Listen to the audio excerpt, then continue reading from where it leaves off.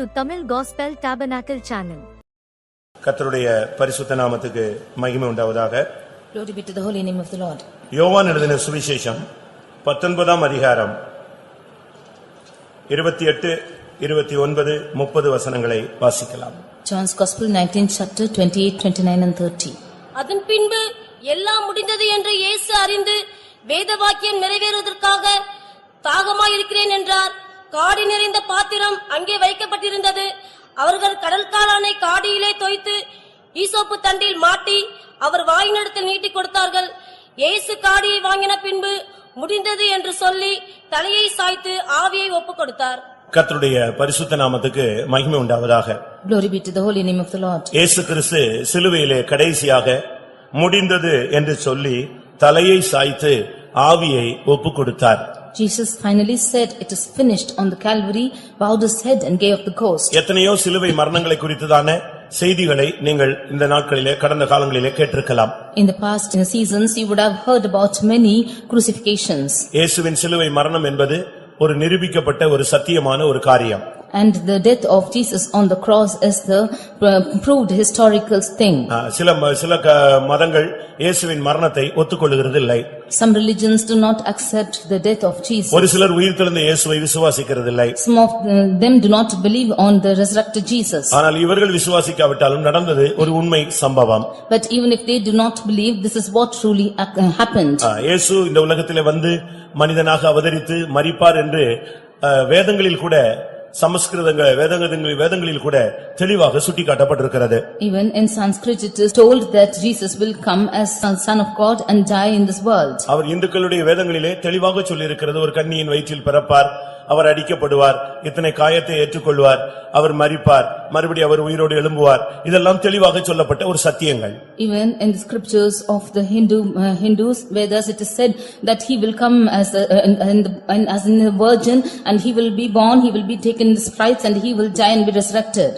இஸ்லாமும் கூட இயேசு வந்தது, அவர் பிறந்தது, வளர்ந்தது, மரித்ததை ஒத்துக்கொள்கிறது. Even Islam is accepting the birth and death of Jesus. யூதர்களும் இயேசு வருவார் என்ற ஒரு செய்தியை ஒத்துக்கொள்கிறார்கள். Even Jews accept that Jesus will come. ஆனால் மரணத்தை மாத்திரம் அவர்கள் ஒத்துக்கொள்கிறதில்லை. But only the death they are not accepting. ஏனென்றால் மேசியா மரிப்பதில்லை என்கிற ஒரு கோட்பாடோடு அவர்கள் இயங்குகிறார்கள். Because they are under the thing that the Messiah will never die. அதுபோலவே முஸ்லிம் மதமும் கூட இயேசுவின் மரணத்தை சரியான விதத்தில் ஏற்றுக்கொள்ளாமல் கடைசி நேரத்திலே அல்லாஹ் அவரை தன்னளவில் எடுத்துக்கொண்டார் என்றுதான் அவர்கள் சொல்லுகிறார்கள். Even the Muslim religion do not accept that Jesus has died, but finally Allah has taken him unto him. ஆனால் இங்கே சொல்லி இருக்கிறது எல்லாம் முடிந்தது என்று சொல்லி அவர் ஆவியை ஒப்புக் கொடுத்தார். But here it is said that he has given up his ghost, saying it is finished. இயேசு மரிக்காவிட்டாலும் இயேசு உயிர்த்தெழுதாவிட்டாலும் நம்முடைய பிரசங்கங்கள் விருதா. Even if Jesus is not died or resurrected, our preaching is in vain. இதைத்தான் பவுலும் கூட சுட்டி காட்டுகிறார். அவர் உயிர்த்தெழுதாவிட்டால் எங்களுடைய பிரசங்கம் விருதா என்று அவர் சொல்லுகிறார். This is what Saint Paul says, that if he is not resurrected, then our preaching is in vain. மரணத்துக்கு பின்பு ஒரு வாழ்க்கை உண்டு என்பதை நிரூபிக்கும்படியாகவே இயேசு இந்த உலகத்திலே வந்து மரித்து உயிரோடு எழுப்பி காண்பித்தார். To prove to us that there is a life after resurrection, after death Jesus came to this world, died and was resurrected. ஏசாயா தீர்க்கதரிசி இந்த சிலுவையை அவன் தரிசனத்திலேயே கண்டு தீர்க்க தரிசனமாக எழுதி வைத்தான். Prophet Isaiah saw in his vision this cross and he wrote in the vision. பல தீர்க்க தரிசனங்களை அவன் சொல்லிக்கொண்டே வந்தான். He prophesied many prophecies.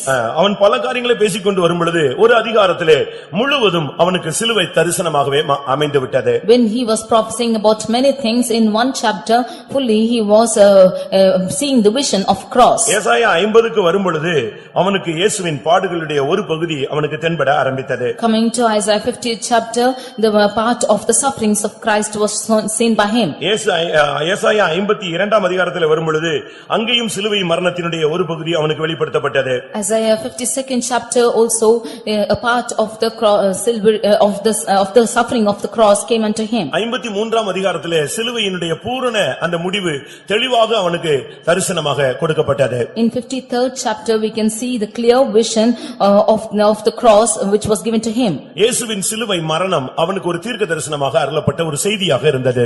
The death of the cross was given given as a prophecy unto him. அதுபோலவே தாவீதும் கூட சிலுவை மரணத்தை அடிக்கடி தன்னுடைய சங்கீதங்களிலே சுட்டிக்காட்டுகிறான். Even so David depicts about the death of cross in all his books in the Psalms. இயேசு வந்து இந்த உலகத்திலே அவனுடைய பிசாசின் தலையை நசுக்குவார் என்பது அது ஒரு தீர்க்க தரிசன நிறைவேறுதல். Jesus will come and crush the head of the Satan on Calvary is a prophetical word. ஆதியாகமத்திலே இயேசு தேவன் பேசும் பொழுது when God speaks about him in Genesis, ஆதியாகமம் 3ஆம் அதிகாரத்திலே ஸ்திரீயின் வித்தானவர் உன் தலையை நசுக்குவார் நீ அவர் குதிகாலை நசுக்குவாய் என்று ஒரு வார்த்தை சொல்லப்பட்டது. It is said that the seed of the woman will crush bruise the head and thou shalt bruise his heel. இயேசுவினுடைய சிலுவை பாடு அங்கே எப்படி சொல்லப்பட்டிருக்கிறது என்றால் சாத்தான் அவருடைய குதிகாலை நசுக்கினான். It is said about the sufferings of Jesus as he will bruise the head of the heel of Satan. ஆனால் இயேசு சிலுவையில் என்ன செய்தார்? அவனுடைய தலையை நசுக்கினார். But Jesus will bruise his head on the cross. கர்த்தருடைய பரிசுத்த நாமத்துக்கு மகிமை உண்டாவதாக. Glory be to the holy name of the Lord. இயேசு கிறிஸ்து எதற்காக மரித்தார், எதற்காக ஜீவனை ஒப்புக்கொடுத்தார் என்பதை குறித்து நாம் இப்பொழுது சிந்திக்க போகிறோம். Why did Jesus die and yield up his ghost? This is what we are going to meditate. இயேசு ஆவியை ஒப்புக்கொடுத்தார் என்று சொல்லி இருக்கிறது. It is said that Jesus gave up his ghost. அவர் பிதாவின் கரத்திலே தன்னுடைய ஆவியை ஒப்புக்கொடுத்தார். He yielded up his ghost into the hands of the Father. ஒவ்வொரு சுவிசேஷங்களும் ஒவ்வொரு விதங்களில் அவர் ஜீவனை விட்டார் என்று சொல்லி இருக்கிறது.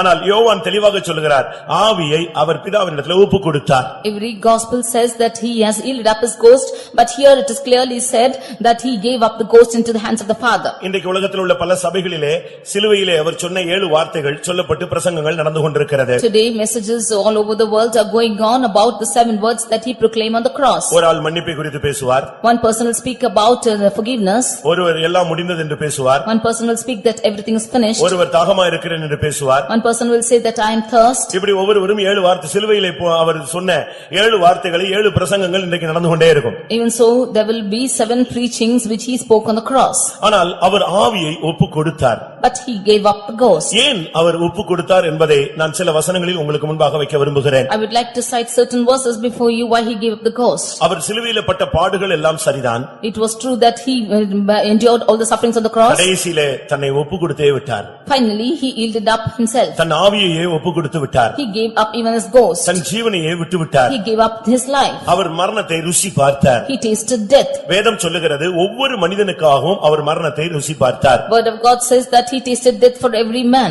இன்னைக்கு பாருங்க உலகத்தில் உள்ள ஒரு சாதாரண இந்து மனுஷன் கூட இன்னைக்கு கிறிஸ்தவ கோயிலுக்கு போவான். Today even an ordinary Hindu person in the world will go to church. ஏனென்றால் அவனுக்கு இன்னைக்கு இயேசு மரித்தார் என்ற ஒரு செய்தி கேட்ட உடனே இன்னைக்கு ஆராதனைக்கு அவன் போனா ஏதோ ஒரு புனித தன்மை உண்டு என்ற ஒரு நம்பிக்கை இருக்கிறது. ஆனால் நம்முடைய ஜனங்களுக்கு அந்த அறிவு கூட ஒரு சென்ஸ் கூட இல்லாமல் போய்விட்டது. Because he has heard that Jesus died on such a day and therefore he goes to the church that he might gain divinity, but our people does not have even that mind. 10000ங்களில் சிறந்தவர் என்ன பாடுகள் பட்டார் எப்படி அலங்கோலமாய் மாறினார் என்று ஏசாயா 53ஆம் அதிகாரத்திலே தெளிவாக சொல்லி இருக்கிறது. One who was fairest among the 10,000s, how much he has suffered is prescribed in Isaiah chapter 53. அவருடைய மரணத்தின் பூரண வெளிப்படுத்தல் அங்கே அவனுக்கு அருளப்பட்டது. A perfect revelation of his death has been given to him there. முழுவதுமே மனுக்குலத்திற்காக. It's fully for mankind. முழுவதுமே மனிதனுக்காக. It's totally for man. ஒவ்வொன்றுமே அந்த மனிதனுடைய மனதை அறிந்துதான் அவர் அந்த பாடுகளை எல்லாம் ஏற்றுக்கொண்டார். Knowing the mind of man only he endured all the sufferings. ஒரு மனிதனை அழகாக மாற்றும்படியாக அவர் அழகில்லாதவராய் மாறினார். In order to make a man very beautiful, he became without form or comeliness. அவனை சௌந்தரியம் உள்ளவனாய் மாற்றும்படியாக அவர் சௌந்தரியம் இல்லாதவராய் மாறினார். That he might become beautiful, he became without form or comeliness. ஒரு மனிதன் மிருகம் போல இருக்கக்கூடாது, அவனை விரும்பத்தக்க ரூபம் வேண்டும் என்று சொல்லி இவர் விரும்பத்தக்க ரூபத்தை ஏற்றுக்கொள்ளாமல் இருந்தார். He might that the man should not be as a beast, that he might have some comeliness, he became without form and comeliness. மனிதன் அசட்டை பண்ணப்படக்கூடாது என்று சொல்லி அவர் அசட்டை பண்ணப்பட்டார். That man might not be despised, he was despised. மனிதன் புறக்கணிக்கப்படக்கூடாது என்று சொல்லி அவர் புறக்கணிக்கப்பட்டார். That man might not be rejected, he was rejected. மனிதன் துக்கம் நிறைந்தவனாய் இருக்கக்கூடாது என்று சொல்லி அவர் துக்கம் நிறைந்தவராய் மாறினார். That man might not be full of sorrows, he became full of sorrows. மனிதன் பாடு அனுபவிக்க கூடாது என்று சொல்லி அவர் பாடுகளை அனுபவித்தார். That man should not suffer sufferings, he endured sufferings. அவர் மனிதனுக்கு தேவனுடைய முகம் மறைத்து விடக் கூடாது என்று சொல்லி அவர் தேவனுடைய முகம் தனக்கு மறைக்கப்பட்டால் பரவாயில்லை என்று ஏற்றுக்கொண்டார். That the face of God might not be hidden to man, he even accepted that the face of God was hidden to him. நம்முடைய பாடுகளை ஏற்றுக்கொண்டார், நம்முடைய துக்கங்களை அவர் சுமந்து கொண்டார். He took our sorrows and he acquainted our grief.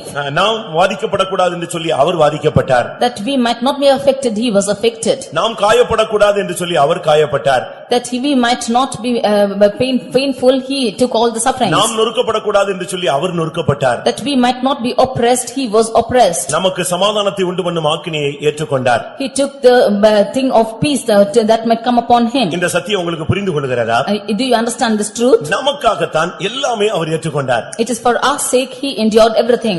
என்ன ஒரு மனிதனுக்காக என்னெல்லாம் பண்ணணுமோ அவ்வளவும் ஒரு தாயை விட, ஒரு தகப்பனை விட, ஒரு நண்பனை விட, ஒரு தலைவனை விட அவர் மனிதனுக்காக எல்லாவற்றையுமே செய்து முடித்திருக்கிறார். All what he can do for a man, like a father or a mother or a head, he has done everything for man.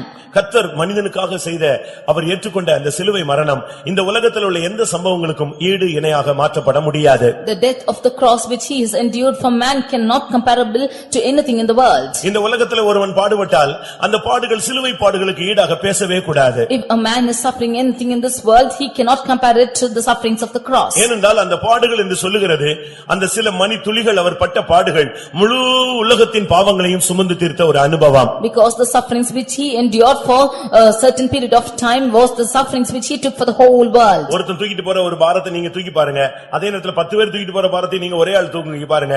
100 பேர் தூக்கி கொண்டு போகிற ஒரு பாரத்தை நீங்கள் தூக்கி பாருங்கள் எப்படி இருக்கும் என்று யோசித்து பாருங்கள். You carry a burden which you are carrying by yourself, or the 10 persons who are carrying a burden you carry and see, or if 100 persons are carrying, you take the burden and see how it will be. அதனாலதான் யோவான் ஸ்நானகன் அவரை பார்த்து சொன்னான், இதோ முழு உலகத்தின் பாவங்களையும் உலகத்தின் பாவங்களை சுமந்து தீர்க்கிற தேவ ஆட்டு குட்டி என்று சொன்னான். Therefore we see John the Baptist saying that he is the son which takes the lamb which takes away the sin of the whole world. ஒவ்வொரு மனிதனையும் அவருடைய தன்னுடைய மனதிலே வரைந்து வைத்திருந்தார். For every man he has drawn the plans for him in the mind. இங்கே நாம் பார்க்கும் பொழுது அவர் ஒப்பு கொடுத்தார் என்று நாம் பார்க்கிறோம். Here we see that he gave up his ghost. 5 காரியங்களுக்காக அவர் தன்னுடைய ஜீவனை ஒப்பு கொடுத்தார். For 5 reasons he gave up his ghost. ஒவ்வொரு மனிதனுடைய 5 காரியங்களுக்காக அவர் தன்னை ஒப்பு கொடுத்தார். For every individual man, for 5 matters he has given up his ghost. முதலாவதாக Firstly, கலாத்தியர் 2ஆம் அதிகாரம் 20ஆம் வசனத்தை பார்க்கும் பொழுது Galatians 2:20. அங்கே என்ன சொல்லப்பட்டிருக்கிறது? What is told there? கலாத்தியர் 2ஆம் அதிகாரம் 20ஆம் வசனம். கிறிஸ்துவுடனே கூட சிலுவையில் அறையப்பட்டேன், ஆயினும் பிழைத்திருக்கிறேன். இனி நான் அல்ல, கிறிஸ்துவே எனக்குள் பிழைத்திருக்கிறார். நான் இப்பொழுது மாம்சத்தில் பிழைத்திருக்கிறதோ, என்னில் அன்பு கூர்ந்து எனக்காக தம்மை தாமே ஒப்புக்கொடுத்த தேவனுடைய குமாரனை பற்றும் விசுவாசத்தினாலே பிழைத்திருக்கிறேன். என்னில் அன்பு கூர்ந்து அவர் தன்னை ஒப்பு கொடுத்தார். He loved me and gave himself to me. மனிதனிடத்திலே அன்பு கூர்ந்து முதலாவது அவருடைய ஒப்பு கொடுத்தலின் நோக்கம் அவன் மேல் அன்பு கூர்ந்தபடினால் ஒப்பு கொடுத்தார். Firstly, he gave up his ghost because he loved us.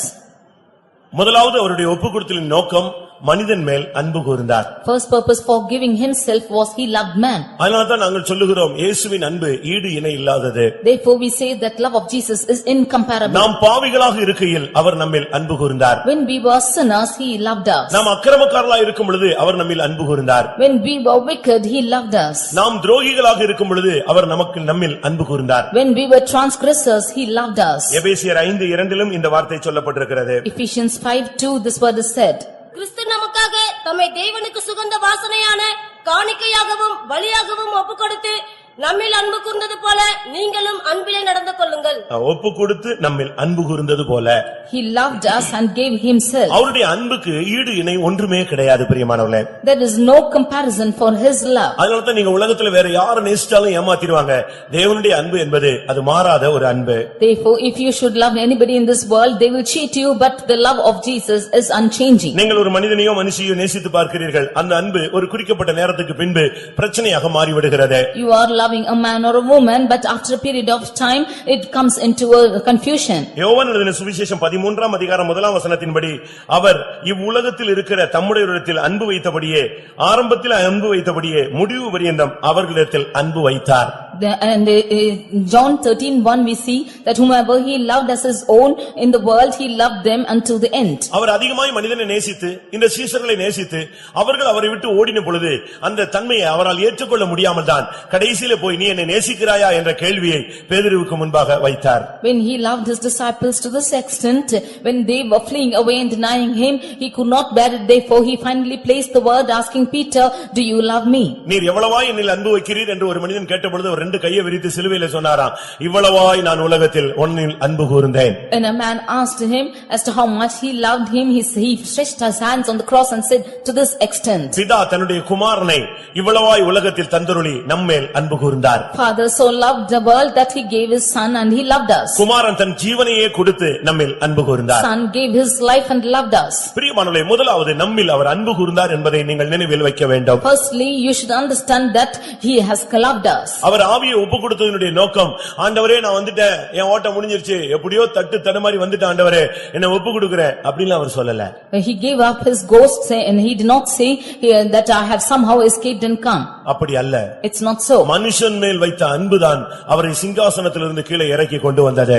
It was the love that he placed upon man, brought him from the throne down to the world. அந்த அன்பு அவரை பரமண்டலங்களிலே இருக்க விடவில்லை. His love could not place him in the heavens. பிலிப்பியர் 2ஆம் அதிகாரத்திலே பார்க்கும் பொழுது, அவர் பிதாவுக்கு சமமாய் இருப்பதை கொள்ளையாடின பொருளாய் எண்ணாமல் மனித சாயல் அடிமையின் ரூபம் எடுத்தவராக மனிதனை நேசித்து இந்த உலகத்திலே இறங்கி வந்தார். In Philippians 2nd chapter we see that he counted it not great that to be comparable to the God himself, but he loved man and came to the world. உங்களில் எத்தனை பேர் உண்மையான அந்த அன்பை உணர்கிறீர்கள்? How many of you understand this perfect love? இயேசு நம்மில் அன்பு கூராவிட்டால் நம்முடைய நிலவரம் எப்படி இருக்கும் என்று யோசித்து பாருங்கள். Just think and see as to how our state will be if Jesus did not love us. நான் அடிக்கடி சிந்திக்கிற ஒரு காரியம், பழைய ஏற்பாட்டிலே நாம் பிறந்திருந்தால் என்ன ஆயிருக்கும்?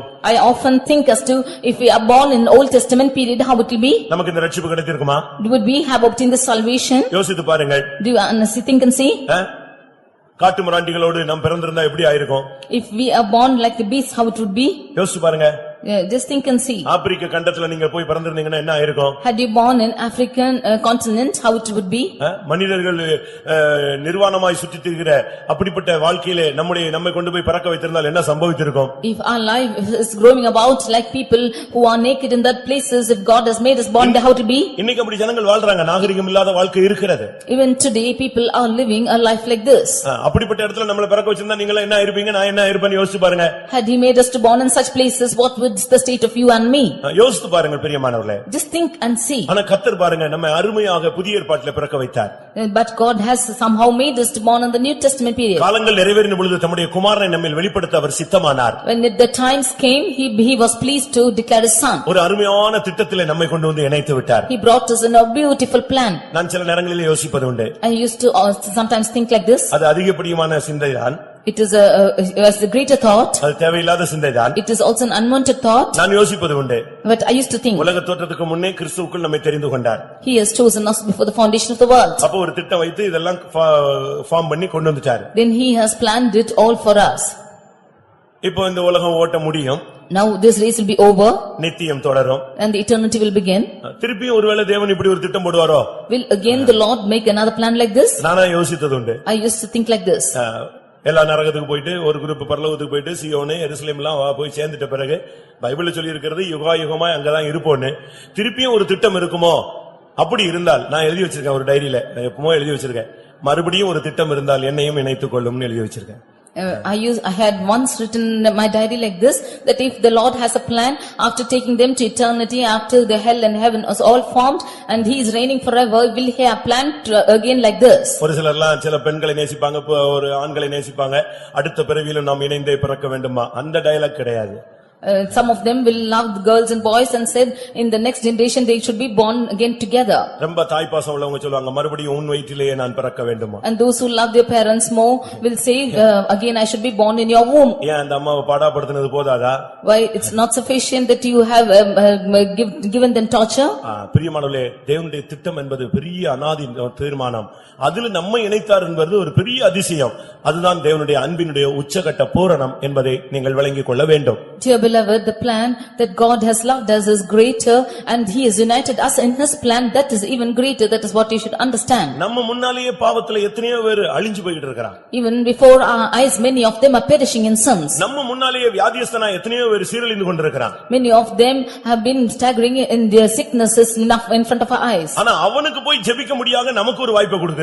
But God has given us a chance to go and pray for them. எத்தனையோ பேர் இன்னும் பாவத்திலிருந்து வெளியே வர முடியாம, துர்க்குணத்திலிருந்து வெளியே வர முடியாம, விக்கிரகத்திலிருந்து வெளியே வர வர முடியாம இருக்கும் பொழுது நமக்கு தேவனை பின்பற்றக்கூடிய ரட்சிப்பு பாக்கியம் இவ்வளவு மேன்மை கொடுத்திருக்கிறார். அதை நாம் சிந்தித்தாலே ஆண்டவருடைய அன்பின் பூரணத்தை நாம் விளங்கிக் கொள்ள முடியும். When many of them are not able to come out of their sins, out of their idolatry and many wickedness, when God has given us a chance to come out of it and know the salvation, when we know this, we know the heights of His love towards us. அவர் சிலுவையிலே மரணத்திலே தன்னுடைய ஜீவனை ஒப்புக்கொடுத்ததனுடைய முக்கிய நோக்கம் first ஒப்புக்கொடுத்தது நம்மில் அன்பு கூர்ந்தே. The first reason for Him to yield His life on the cross was that He loved us. அதனால வேதம் சொல்லுகிறது நம்மில் அன்பு கூர்ந்து அவர் தன்னை ஒப்புக்கொடுத்தார். That is what the word of God says, that He loved us and gave Himself. ஆண்டவரே இன்னைக்கு கூப்பிட்டு உன்னைய போய் வச்சு நின்னுட்டு இவனை நீங்க நேசிக்கிறீங்களான்னு கேட்டா நீ பின்மாற்றக்காரனா இருந்தா கூட அவர் சொல்லுவார் ஆமா இவனை என்ன செய்யறேன் நான் நேசிக்கிறேன். If you should call him today and even if he's a backslider, the Lord will if you ask the Lord will you love him, he will say yes I love him. உன் கூட பிறந்த தம்பி சொல்லுவான் இவன் அண்ணனே இல்லன்னு சொல்லுவான். Your co-brother who is born with you will say he's not my brother. நீ பெத்த பிள்ளை இவன் நீ எனக்கு தாயும் இல்ல தகப்பனும் இல்லன்னு சொல்லுவான். Your child whom you have given birth to will say that he is not my father or mother. ஆனா உன்னைய கூப்பிட்டு கொண்டு போய் நிறுத்திட்டு இயேசுவே இவனை தெரியுமானா ஆமா இவன் எனக்கு தெரியும் தான் சொல்வாரு.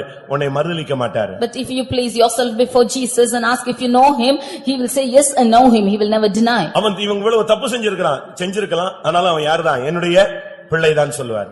Yes, he has done so much of mistakes, but yet he is my son, he will say.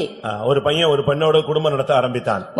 One boy he entered into a family life with a girl. அந்த பெண்ணுக்கு இந்த பையனுடைய தாயை பிடிக்கவே பிடிக்காது. That girl did not like the mother-in-law.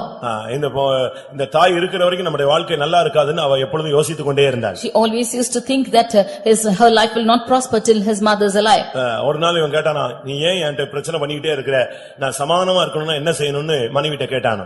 One day he asked his wife, why are you to putting me into confusions to us to live in peace, what should I do? உங்க அம்மா என்னைக்கு சாகறாளோ அன்னைக்கு தான் நான் சந்தோஷமா இருப்பேன்னு சொன்னாங்க. The day that your mother dies, that day will I be happy, she said. சரி என்ன செய்யணும்னு எதிர்பார்க்கறேன்னு கேட்டான். He asked us to what I should do. உங்க அம்மாவை கொன்னு அந்த ஹார்ட் எடுத்துட்டு வா நான் உன்னை கடைசி வரைக்கும் சமாதானமா இருக்கிறேன்னு சொன்னான். You kill your mother and take her heart out and come and I will be in peace with you till the end. அந்த மாம்சீக அன்பு அவன் கண்ணை மறைத்தபடினால் வந்து தாயை கொன்று அந்த ஹார்ட் எடுத்துட்டு கிளம்பி போய்ட்டான். Because the carnal love has blinded his eyes, he came, killed her mother, took her heart and went. தாய் வீட்டு வாசல்ல செத்து கிடந்தாள். The mother had been dead in the doorstep. நெஞ்ச பிளந்து அவன் அந்த இருதயத்தை எடுத்துட்டு புறப்பட்டு திரும்பி போனான். He took out the heart out of her chest. போகும்போது கால் தட்டி குப்புற விழுந்துட்டான். On the way back he slipped and he fell down. இப்ப கையில உள்ள இருதயம் கீழ விழுந்துருச்சான். Now the heart just fell down. அந்த இருதயம் பேசிட்டான் மகனே கீழ விழுந்துட்டியே அடிபட்டுட்டியா உனக்கு ஏதாவது பாதிக்கப்பட்டிருச்சா தம்பி அப்படினு கேட்டுச்சான். That heart just cried out, my son you have fallen down, have you got hurt by this? ஐயோ நீ நான் என் சரீரத்துல இருந்தா இப்ப ஓடி வந்து உன்னை தூக்கி விட்டுருப்பனே அப்படினு சொல்லிச்சான். She said, if I had been in that body I would have come and picked you up. ஒரு தாயினுடைய அன்பை குறித்து இப்படி சித்தரிக்கிறார்கள். A mother's love is prescribed like this. இன்றைக்கு வந்து உன்னை ஒரு பின்மாற்றக்காரன் என்று பலர் சொன்னாலும் கர்த்தர் சொல்லுவார் அவன் என்னுடைய மகன் மகள் என்று சொல்லுவார். அப்படி விசுவாசிக்கிறவர்கள் கரங்களை உயர்த்தி அல்லேலூயா சொல்லுங்கள் பார்க்கலாம். யாக்கோபை மற்றவர்கள் எல்லாரும் எத்தன் என்று சொல்லிக்கொண்டே வந்தார்கள். About Jacob others said that he is a deceiver. ஏமாற்றுக்காரன் என்று சொன்னார்கள். All said that he was a deceiver. வஞ்சிக்கிறவன் என்று சொன்னார்கள். They said that he was beguiling. பணாசை உள்ளவன் என்று சொன்னார்கள். They said that he was covetous. இப்படி பலவிதமான குற்றச்சாட்டுகளுக்கு மத்தியிலே அவர் ஆண்டவர் என்ன சொல்லுகிறார்? In the midst of so many accusations, what does the Lord say? அவரிடத்துல போய் கேட்டபொழுது அவர் சொன்னாரு யாக்கோபிலே நான் அக்கிரமத்தை காண்கிறதே இல்லை.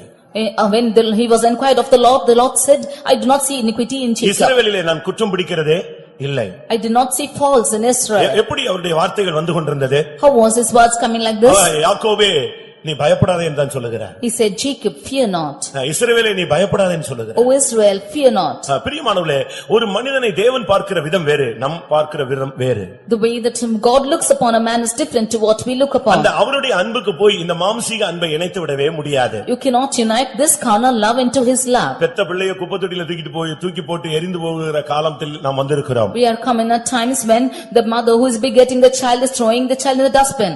எனக்கு தெரியும் ஒரு சகோதரன் நம்முடைய சபையில ஊழியத்திலே கொஞ்ச நாள் இருந்தார். I know of a brother who was in our ministry for some time. அவன் ஒரு கூர்கா இனத்தைச் சேர்ந்தவன். He was belonging to the tribe of Gurkha. அந்த பேரண்ட்ஸ் எங்கேயோ வந்து கொண்டிருக்கும் பொழுது ட்ரெயின்ல அவனை மிஸ் பண்ணி விட்டார்கள். When he was coming, the parents were coming, they were missing him in a train. அவன் ஒரு தெலுங்கு குடும்பம் எடுத்து வளர்த்தது. And a Telugu family took him, brought him up. அவன் ஒரு துன்மார்க்கனாத்தான் வளர்ந்தான். He was a wicked person. அவனை எனக்கு நன்றாக தெரியும். I knew him well. அவ்வளவு அவன் துன்மார்க்கனா இருந்தவன். He was wicked like that. அவன் இருக்கிற காலனில அவன் நடந்து வந்த வாசல்ல இருக்கிற பெண்கள் எல்லாம் எந்திரிச்சு உள்ள ஓடிடுவாங்க.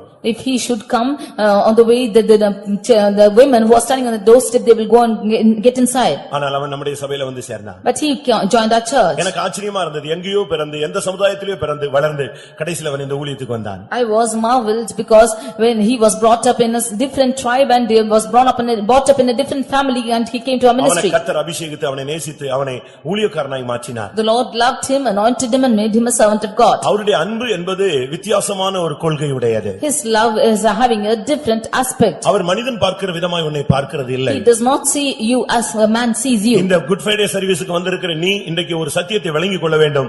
தேவன் உன்னை நேசிக்கிறார். You who have come for this Good Friday service should understand one thing, that the Lord our loves you. மரணத்தில் தன்னை ஒப்புக்கொடுத்ததுக்கு முதல் நோக்கம் அவர் உன்னை நேசித்து அன்பு கூர்ந்து தன்னை ஒப்புக்கொடுத்தார். The first purpose for him to yield up his ghost in his death was he loved you. இரண்டாவது நோக்கம், The second purpose is ரோமர் 4 அதிகாரம் 25 வசனத்தை பார்க்கும் பொழுது, Romans 4:25. ரோமர் 4:25, Romans 4:25.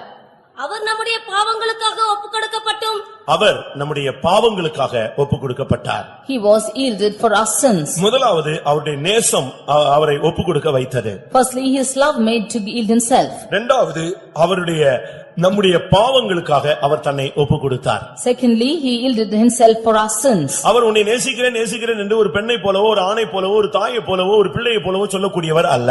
He is not a person who will say that I love you like your father, mother or a man or a girl. அவர் அன்பின் நிமித்தம் தன்னை ஒப்புக்கொடுத்தது மாத்திரமல்ல, உன்னுடைய பாவங்கள் நிமித்தம் அவர் தன்னை ஒப்புக்கொடுத்தார். By his love he has yielded himself. Not only that, for your sins he yielded himself. பாவ நிவாரண பலியாக, கிருபாதார பலியாக அவர் உனக்காக எனக்காக நம்முடைய பாவத்துக்காக அவர் தன்னை ஒப்புக்கொடுத்தார். As a propitiation for our sins, he has yielded himself for us. இந்த பாவம் என்று சொல்லும் பொழுது அது ஒரு கொடிய முள்.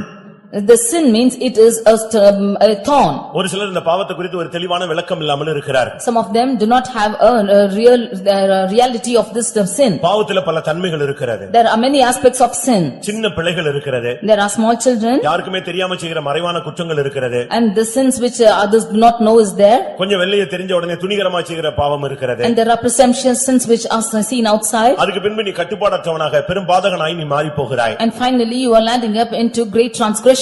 இப்படி எந்த பாவத்துல இருந்தாலும் சரி, கர்த்தர் இன்றைக்கு உன்னை நேசிக்கிறார். Like this, whatever sins you might be in, the Lord loves you today. உன்னை அன்பு கூறுகிறது மாத்திரமல்ல, உன்னுடைய பாவங்களுக்காக அவர் தன்னை ஒப்புக்கொடுத்தார். Not only he has loved you for your sins, he yielded himself. உன்னுடைய பாவம் இரத்தாம்பர சிவப்பாக இருந்தாலும் அதை வெண் பஞ்சை போல மாற்ற அவருக்கு வல்லமை உண்டு.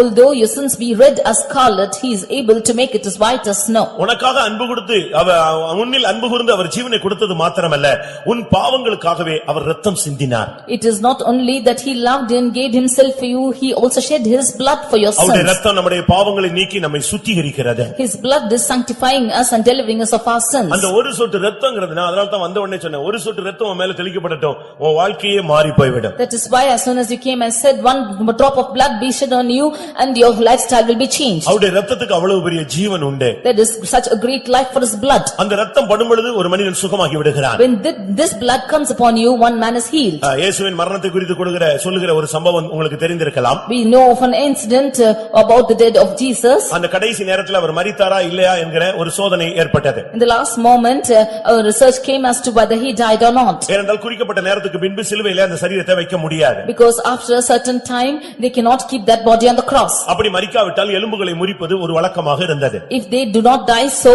then their bones will be broken. அவர்கள் வந்து பார்த்த பொழுது இரண்டு கல்லர்களும் மரிக்காமல் இருந்தார்கள். When they came and saw, the malefactors did not die. அவருடைய கால் கால்களும் கைகளும் எலும்புகள் முறிக்கப்பட்டது. Both their the legs and hands were all broken. ஆனால் இயேசுவிடத்தில் வந்த பொழுது அவர் மரித்திருந்தார். But when they came to Jesus, he was dead. அது அவங்களுக்கு ஒரு பெரிய டவுட்டாக இருந்தது. That was a doubt to them. இவ்வளவு சீக்கிரத்தில் அவர் மரித்து போனாரா? Will he die so soon? உடனே அந்த நூற்றுக்கு அதிபதி அந்த சிலுவையிலே தொங்குகிற அவருடைய விலாவிலே குத்தினான். The centurion then plucked him through the ribs when he was on the cross. ஒரு போர் சேவகரில் ஒருவன் அதை குத்தினான். A soldier, he just pricked him on the cross. உடனே அங்கிருந்து இரத்தம் வந்தது.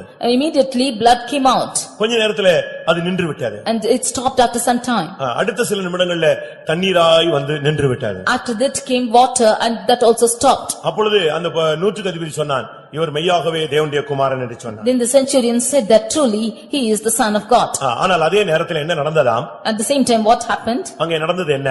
What happened? அந்த சிலுவையிலே அவன் விலாவிலே குத்தின உடனே ரத்தம் பீரிட்டு வந்ததே, அது அந்த போர்ச்சேவனுடைய கண்ணில் பட்டதாம். When that blood just gushed out when he pricked him, it just fell on the eyes of the soldier. வேகமா குத்தின உடனே அந்த ரத்தம் பளிச்சுன்னு வந்துருச்சு. That blood came and it just pricked him, put him on his eyes. அது அவன் முகத்துல கண்ணெல்லாம் எல்லாம் பட்டதாம். And it fell on his face and his eyes. அவன் கண்களை துடைத்து விட்டான். And he just wiped off his eyes. நடந்தது என்ன தெரியுமா? What happened was, அவனுக்கு ஏற்கனவே பார்வையில ஒரு மங்கலான ஒரு தன்மை இருந்ததா. he had a dimness in his sight.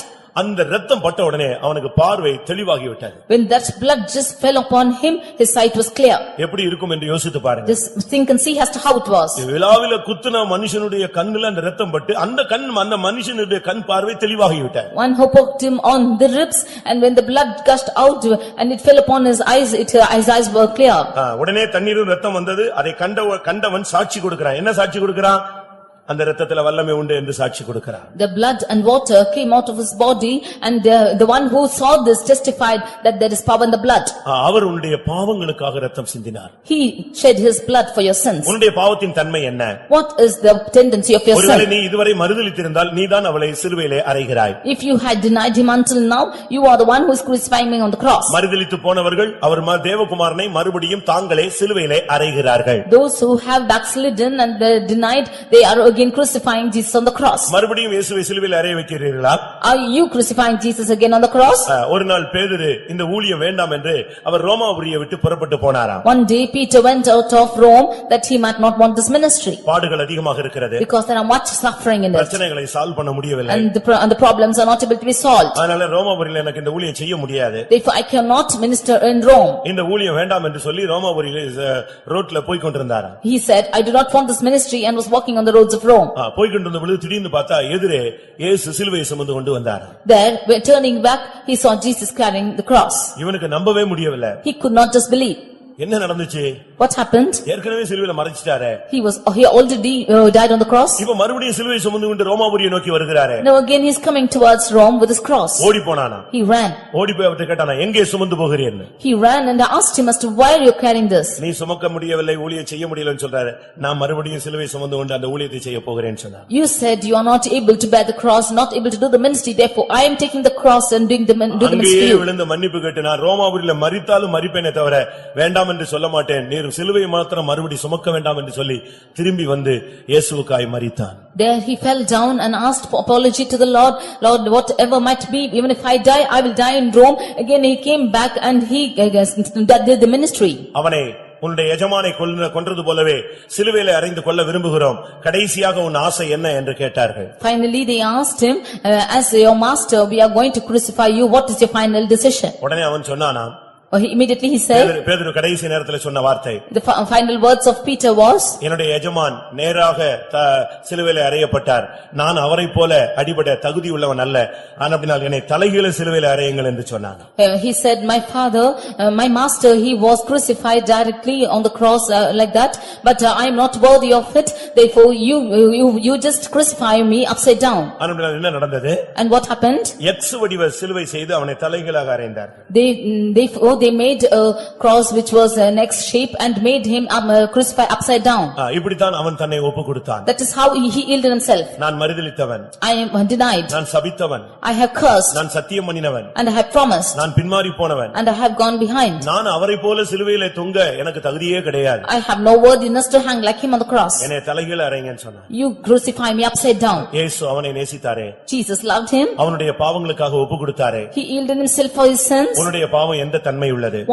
What's the tendency of your son? விடுதலை பெற முடியவில்லையா? Are you not able to be delivered from it? விட்டுவிட முடியவில்லையா? Are you not able to leave it? அது உன்னை தொடருகிறதா? Is it following you? உன் வாசல் படியில் படுத்திருக்கிறதா? Is it at your doorstep? அந்த பாவம் கயிறால் உன்னை கட்டுகிறதா? Is the cords of that sin tying you? உன்னை குற்றவாளியாகவே சித்தரிக்கிறதா? Is it making you accused? உன் இருதயத்திலே தூய்மையை பெற்றுக்கொள்ள முடியவில்லையா? Are you not able to take that divinity in your heart? ஜெய ஜீவியம் என்பது சாத்தியம். அதற்காகவே இயேசு சிலுவையிலே நம்முடைய பாவங்களுக்காக தன்னை ஒப்புக்கொடுத்தார். Overcoming life is definitely possible, for which he yielded his life on the cross. இயேசு ஜெயிச்சிட்டாரு, மனுஷன் ஜெயிக்க முடியாதுன்னு நீ சொல்லக்கூடாது. Jesus has overcome, man cannot overcome, you should not say so. உன்னுடைய பாவத்திலிருந்து விடுதலையாக்கப்படும்படியாகவே பாவங்களை நீக்கும் கிருபாதார பலியாக தன்னை ஒப்புக்கொடுத்தார். That you might be delivered from your sins, he gave himself as a propitiation for your sins. நீ பாவத்தில் வெகு தூரம் போனபடினால் உனக்கு திரும்பி வருகிறது கடினமாக தென்படுகிறது. Because you have gone far off in your sins, it's hard for you to come back. இந்த கூட்டம் முடியறதுக்குள்ளே அந்த சிலுவையிலே அவர் ஒப்புக்கொடுத்த அந்த தன்மையை நீ நினைத்து பார்த்தால் எவ்வளவு தூரமா இருந்தாலும் உன்னை அணைத்துக் கொள்ள அவர் வல்லமையுள்ளவராய் இருக்கிறார். Before this meeting is over, if you disconsider the tendency of his death on the cross, however far you are, he will draw you near. அவருடைய அன்பின் கயிறுகளால் உன்னை மறுபடியும் இழுக்க அவர் வாஞ்சிக்கிறார். He is wanting to bring you near by the cords of his love. ஒன்று நீ செய்ய வேண்டும். One thing you should do. உன் பாவத்தை முதலாவது உணர வேண்டும். You should first realize your sins. அந்த பாவத்தை இரண்டாவது ஒத்துக்கொள்ள வேண்டும். Secondly, you should accept the sins. மூன்றாவது அந்த பாவத்தை நீ அறிக்கை செய்ய வேண்டும். Thirdly, you should confess the sins. நான்காவது அந்த பாவத்தை விட்டுவிட நீ தீர்மானிக்க வேண்டும். Fourthly, you should determine to leave those sins. இந்த நீ கரெக்ட்டா நீ செய்யணும். You should do this correctly. விட்டுவிட தீர்மானிக்கிறது ரொம்ப முக்கியமானது. To leave, to determining to leave it is most important. விட்டுட்டா எப்படி மறுபடியும் எடுத்துருவோமா, மறுபடியும் செஞ்சிருவோமா, இல்ல மறுபடியும் அப்படி ஆயிருமா இப்படி ஆயிருமா, ஒண்ணுமே இல்ல. நீ பாவத்தை விடுறேன்னு சொன்னா உன் பக்கத்துல இயேசு வந்து கூட நின்றுவார். You should not think as to whether if you leave, will you have to take it back again, can we progress in it? If you make such a decision, the Jesus will come beside you and ஒரு தாய் stand. தன் பிள்ளையை அவள் அதிகமா நேசிக்கிறாள். One mother is loving a child more. ஆனா அதே நேரத்துல அவள் பிறந்த உடனே அந்த பிள்ளைக்கு இருக்கிற தொப்புள் கொடி அறுக்கப்படுகிறது. But at the same time, when the child is born, the bonds have been cut off. அப்படி அறுக்கப்படாத பட்சத்துல தாயும் மரிக்கும் பிள்ளையும் மரிக்கும். If those bonds are not broken, the mother will die and also the child. அதுபோல பாவத்தின் தொடர்பை நீ துண்டிக்காவிட்டால் நீயும் அழிவாய். பாவம் உன்னை இழுத்துக்கொண்டு அதுவும் சேர்ந்து உன்னோடு அழியும். Even so, if you do not cut off from the sin, then you will die and also with the sin. ஒன்று நம்மில் அன்பு கூர்ந்து தன்னை ஒப்புக்கொடுத்தார். Firstly, he loved you and gave himself. இரண்டாவது நம்முடைய பாவங்களுக்காக ஒப்புக்கொடுத்தார். Secondly, for our sins, he yielded himself. மூன்றாவது, thirdly, இந்த பாவமில்லாத ஒரு வாழ்க்கையை உனக்கு ஒரு சுத்திகரிப்பை கொடுக்கும்படியாக ஒப்புக்கொடுத்தார். he yielded himself that he might give you a sanctified life without sin. தீத்து 2 அதிகாரம் 14 வசனம். Titus 2:14. தீத்து 2 அதிகாரம் 14 வசனம். அவர் நம்மை சகல அக்கிரமங்கள் என்று மீட்டுக்கொண்டு தமக்குரிய சொந்த ஜனங்களாகவும் நற்கிரிகளை செய்ய பக்தி வைராக்கியம் உள்ளவர்களாகவும் நம்மை சுத்திகரிக்கும்படி நமக்காக தம்மை தாமே ஒப்புக்கொடுத்தார். உனக்கு இந்த பாவத்திலே போராட்டம் உண்டு என்பது அவருக்கு தெரியும். He know that you have a struggle with sins. இந்த பாவத்துக்காக அவர் மரித்தது மாத்திரமல்ல, பாவத்திலிருந்து உனக்கு ஒரு சுத்திகரிப்பை உண்டு பண்ணும்படி அவர் விரும்பினார். He not only died for your sins that he might bring a sanctification, he died. சுத்திகரித்தல் என்பது ரொம்ப முக்கியமானது. Purification is most important. கீழ்ப்பாடுதலில் இருந்து விலையேற பெற்றதை பிரித்தெடுக்கிறதான் சுத்திகரித்தல். If you take away good things from the worst things, that is sanctification. நம்ம பார்க்கிறோமே, நம்ம உபயோகப்படுத்துறோமே இந்த petrol diesel, இதெல்லாம் அப்படியே நேரா டீசலா பெட்ரோலா வந்துருதுன்னு நினைக்கிறீங்களா? Do you think that petrol and diesel which we use have come directly like this? அப்படி அல்ல. It's not so. எல்லாம் க்ரூட் ஆயிலா தான் வெளிய வருது. This comes out as crude oil. அத பார்த்தா ஒருத்தன் கிட்ட நிக்கவே மாட்டான். If you see that, nobody will stand near it. அது வெளிநாடுகள்ல தரைக்குள்ள இருந்து வெளியே எடுக்கப்படுகிறது. From the foreign countries, this has been taken out from the ground. பூமிக்கு அடியில கர்த்தர் அதை வைத்திருக்கிறார். The Lord has kept it under the ground. அது எல்லாம் குப்பை மாதிரி ஒரு சாக்கடை மாதிரி இருக்கும். It is seen as a ditch underneath. நீங்க அந்த க்ரூட் ஆயில பார்த்தா உங்களுக்கு தெரியும். If you see the crude oil, you can see that. இது அங்க இருந்து அந்தந்த நாடுகளுக்கு கொண்டு போய் These are taken to different countries from இந்த there. ரிஃபைனரிஸ்ல வைத்து அதை கிளியர் பண்றாங்க. And these are refined in the refineries. அதை எடுக்கும்போது And when you take that, அதுல பயங்கரமான விஷ காற்றுகள் இருக்கிறது. there are poisonous gases in it. அது உங்க ஒரு புனல் மாதிரி வச்சு ஒயரை கொண்டு போய் அதை எரிச்சுக்கிட்டே இருக்கிறாங்க. Keeping that in a huge funnel, this has been burnt out. நீங்க இந்த ரிஃபைனரிஸ் நீங்க போய் பார்த்தா தெரியும். If you go and see in the refineries, you can see that. இந்த க்ரூட் ஆயில்ல இருந்து வருகிற அந்த விஷ வாயுக்கள் அது மனுஷன் சுவாசிச்சா செத்து போயிடுவான். If the man is inhaling the poisonous gas from this crude oil, he will die. அதுல இருந்து இன்னொரு கேஸ் வருது. அதான் நீங்க சமையல் கேஸ் வீட்ல வச்சு எரிச்சிட்டு இருக்கீங்களா இது. Only the other gas which comes out of it is used as a gas in your houses for. இதுல எரியும் தன்மை மட்டும்தான் உண்டு, விஷத்தன்மை கிடையாது. And this can only burn but not poison in it. ஆனா அங்க ரிஃபைனரிஸ்ல பாத்தீங்கன்னா பெரிய டனல்ல வச்சு அது வெளிய வந்துட்டே இருக்கும். அது வெளிய வர்ற இடத்துல எரியிற தன்மையை வச்சிருக்காங்க. அது எரிஞ்சிட்டே இருக்கும். In the refineries you can see that in a huge funnel this gas comes out and it is keeping on burning. அதுல தூய்மையானது பெட்ரோலாக மாறுகிறது. And the out purification it turns out to petrol. சுத்திகரிச்சு தான் கடைசில தார் வந்து சேருது. இந்த crude oil ஃபைனல் தார். After all this purification process, the final thing is tar. புரியுதா உங்களுக்கு எல்லாருக்கும்? Do you understand? இது எதனால நடக்கிறது? What is, why is this happening? ரிஃபைனரிஸ்ல நடக்கிற ஒரு முக்கிய சம்பவம். This is what happening in the refineries. அதுபோல That like this. கர்த்தருடைய பாவம், பிரச்சனை, போராட்டம் இதெல்லாம் அவருக்கு தெரியும். ஏனென்றால் அவர் மனிதனாய் அவதரித்தவர். உன்னுடைய வேதனை தெரியும், உன்னுடைய துக்கம் தெரியும், உன்னுடைய பாடு தெரியும், உன்னுடைய ஆக்கினை வேதனை தெரியும். எல்லாமே அவருக்கு தெரிந்ததனால அவர் உன்னுடைய பாவத்துக்காக ஒப்பு கொடுத்தது மாத்திரமல்ல, உனக்கு ஒரு சுத்திகரிப்பை உண்டு பண்ணவும் தன்னை ஒப்பு கொடுத்தார். The Lord knows all your sin and struggle because he came as a mankind in this world. Therefore he knows all your pains, your griefs, your sorrows and what is the struggle you are going through. Therefore he has yielded himself to purify you. நம்முடைய பாவங்களை நாம் அறிக்கையிட்டால் பாவங்களை நமக்கு மன்னிக்கிறார். If we confess our sins, he is forgiving us. எல்லா அநியாயத்தையும் நீக்குகிறார். And he is taking away all our iniquities. நம்மை சுத்திகரிப்பதற்கு அவர் உண்மையும் நீதியும் உள்ளவராய் இருக்கிறார். And he is truthful and faithful to sanctify us. இது முதலாம் யோவான் 1:9 நீங்கள் பார்க்க முடியும். It is what we read in 1 John 1:9. எபிரேயர்ல நாம் பார்க்கும் பொழுது When we read in Hebrews, அவருடைய இரத்தம் நமக்கு அவருக்கு ஊழியம் செய்யக்கூடிய ஒரு சுத்திகரிப்பை உண்டு பண்ணுகிறது. his blood is sanctifying us that we might minister unto him. அவருடைய சொந்த இரத்தம் தான் நம்மை பரிசுத்தமே செய்கிறது. It is his own blood which is sanctifying us. அது நீங்கள் சரியான விதத்தில் விளங்கிக் கொள்ள வேண்டியது அவசியம். You should understand this also rightly. எபிரேயர் 9:14 நாம் பார்க்கும் பொழுது In Hebrews 9:16, நித்திய ஆவியினாலே வாசியுங்கள்.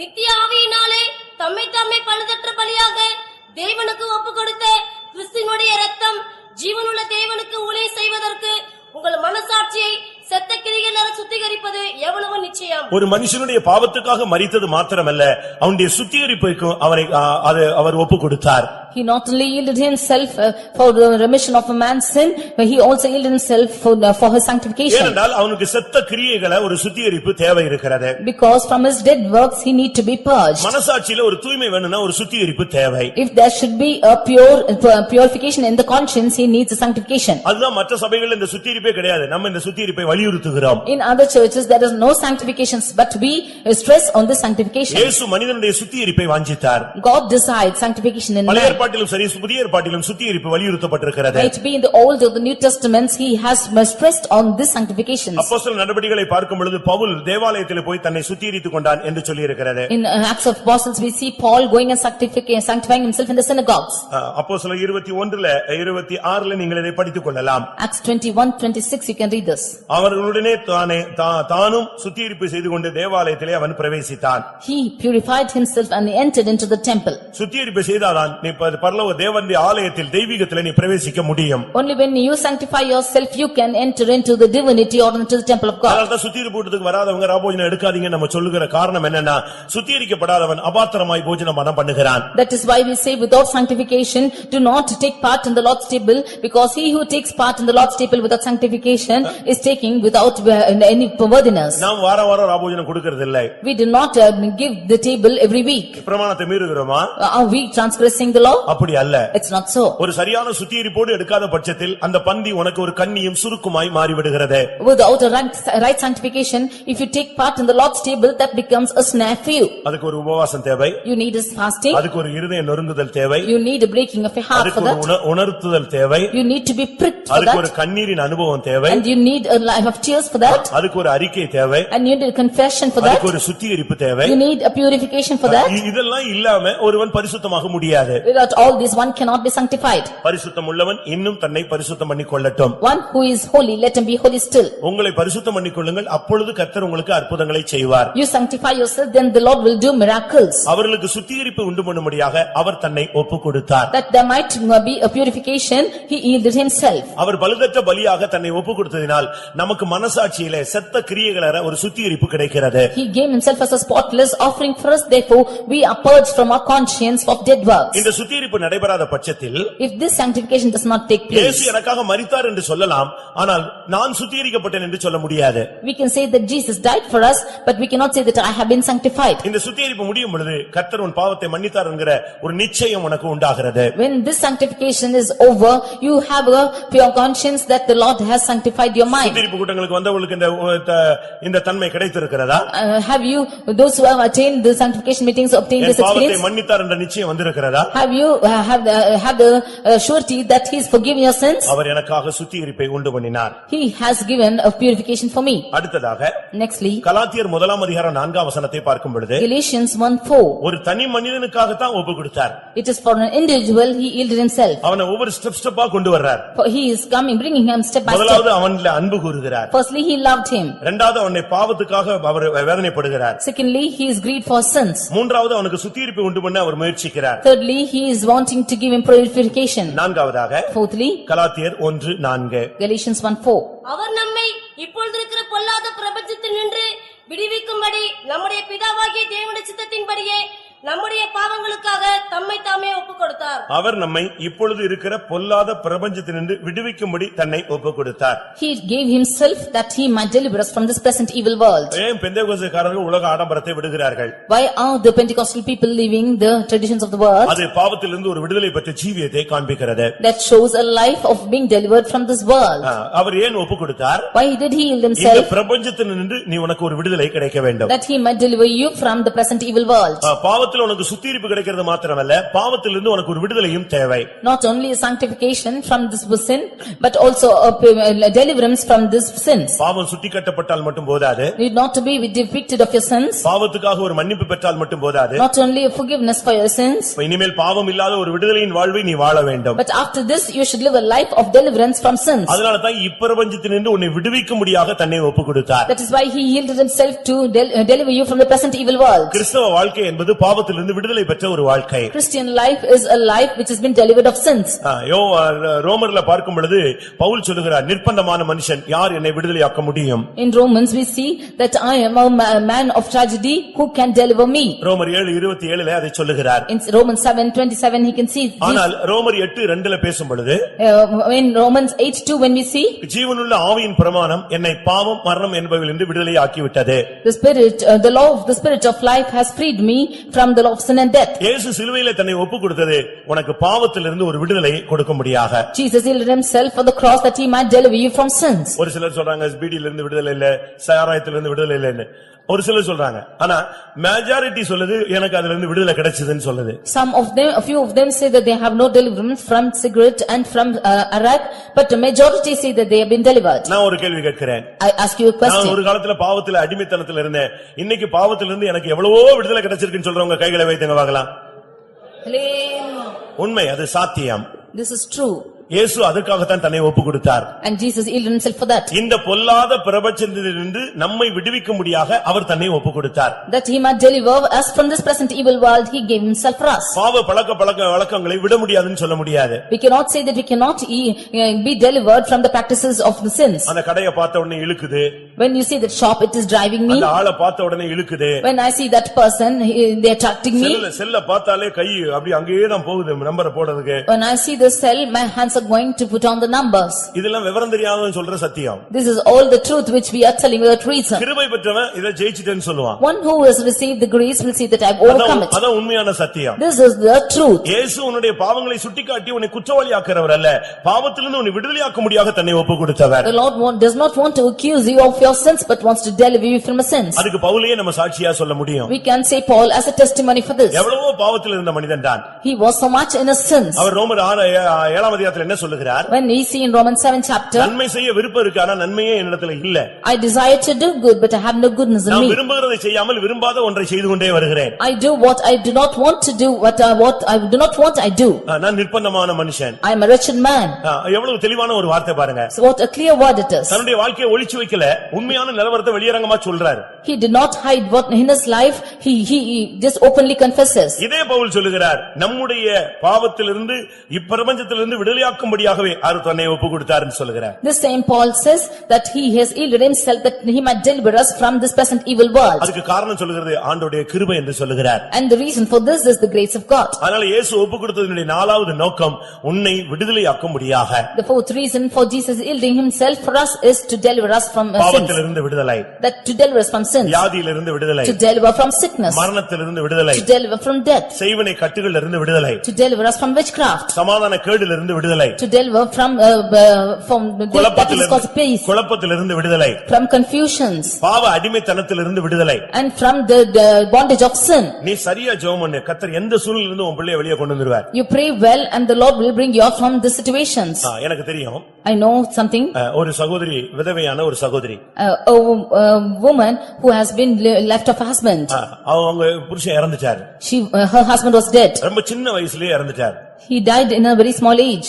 இவங்க கல்யாணம் கட்டும்போது இவங்களுக்கு 13 வயசு. When she was married, she was 13 years. இவங்க பிள்ளைக்கு கல்யாணம் கட்டும்போது 14 வயசு. When she got her child married, she was 14. இவங்களுக்கு கல்யாணம் கட்டி 4வது வருஷத்துல புருஷன் இறந்துட்டார். In the 4th year after her wedding, her husband died. 17 yearsல அவ விடோவா மாறறா. In 17th year, she became a widow. அந்த பிள்ளைக்கு 14 வயசுல கல்யாணம் கட்டி அதுக்கு பிறகு குழந்தைகள்.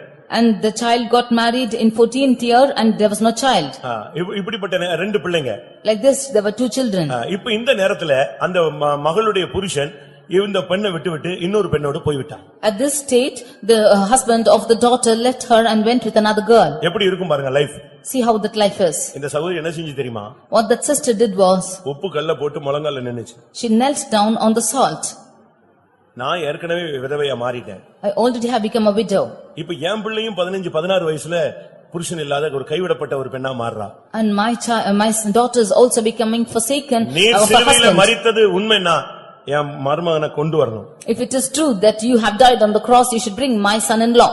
அப்படியே முழங்கால்ல மணிக்கணக்கா நின்னா. Like this she stood for hours together. அந்த கல்லு அப்படியே முழங்கால்ல ஏறி சீல் வச்சிருச்சு. The salt crystals entered into her knees and it also become was like that. ஜெபம் முடியும் போது கர்த்தர் சொன்னார், நீ அவனை உன் மகனா நினைக்கிறாயா?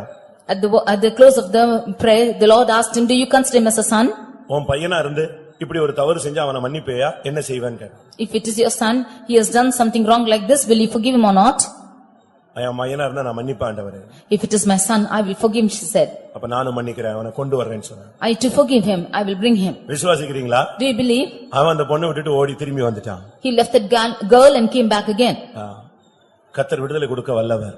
The Lord is able to deliver. உன்னுடைய விடுதலைக்காக, உன் குடும்பத்தின் விடுதலைக்கு, பாவ போராட்டங்களிலிருந்து விடுதலை கொடுக்கிறதுக்கு தான் இயேசு மரித்தார். In order to deliver you from the struggle of sin and from your family, Jesus died. நீங்க தேவ சமூகத்துல நின்னு சரியா ஜெபிக்கணும். You should stand in the presence of God and pray well. The fourth dimension book படிச்சிருப்பீங்களா? Ball யாங்ஷியோட book படிச்சிருக்கீங்களா? Have you read the book of Paul and Hugh? அவர் ஊழியம் செய்யும் பொழுது ஒரு தாய் வந்து சொன்னாளா, one mother came and told him when he was ministering like this, என் பொண்ணு சாகிறதுக்காக ஜெபம் பண்ணுங்க. you pray that my daughter might die. என் மகள் சாகணும். My daughter should die. அவர் கேட்டாரா என்ன விஷயம்? He asked what's the reason. அவ வந்து ரொம்ப தரங்கட்டு போயிட்டா. She went of disaster in her ways. என்னன்னு கேட்டாங்க. He asked why. எங்க வீட்டுக்கு என் புருஷனுடைய ஃப்ரெண்ட்ஸ் வருவாங்க.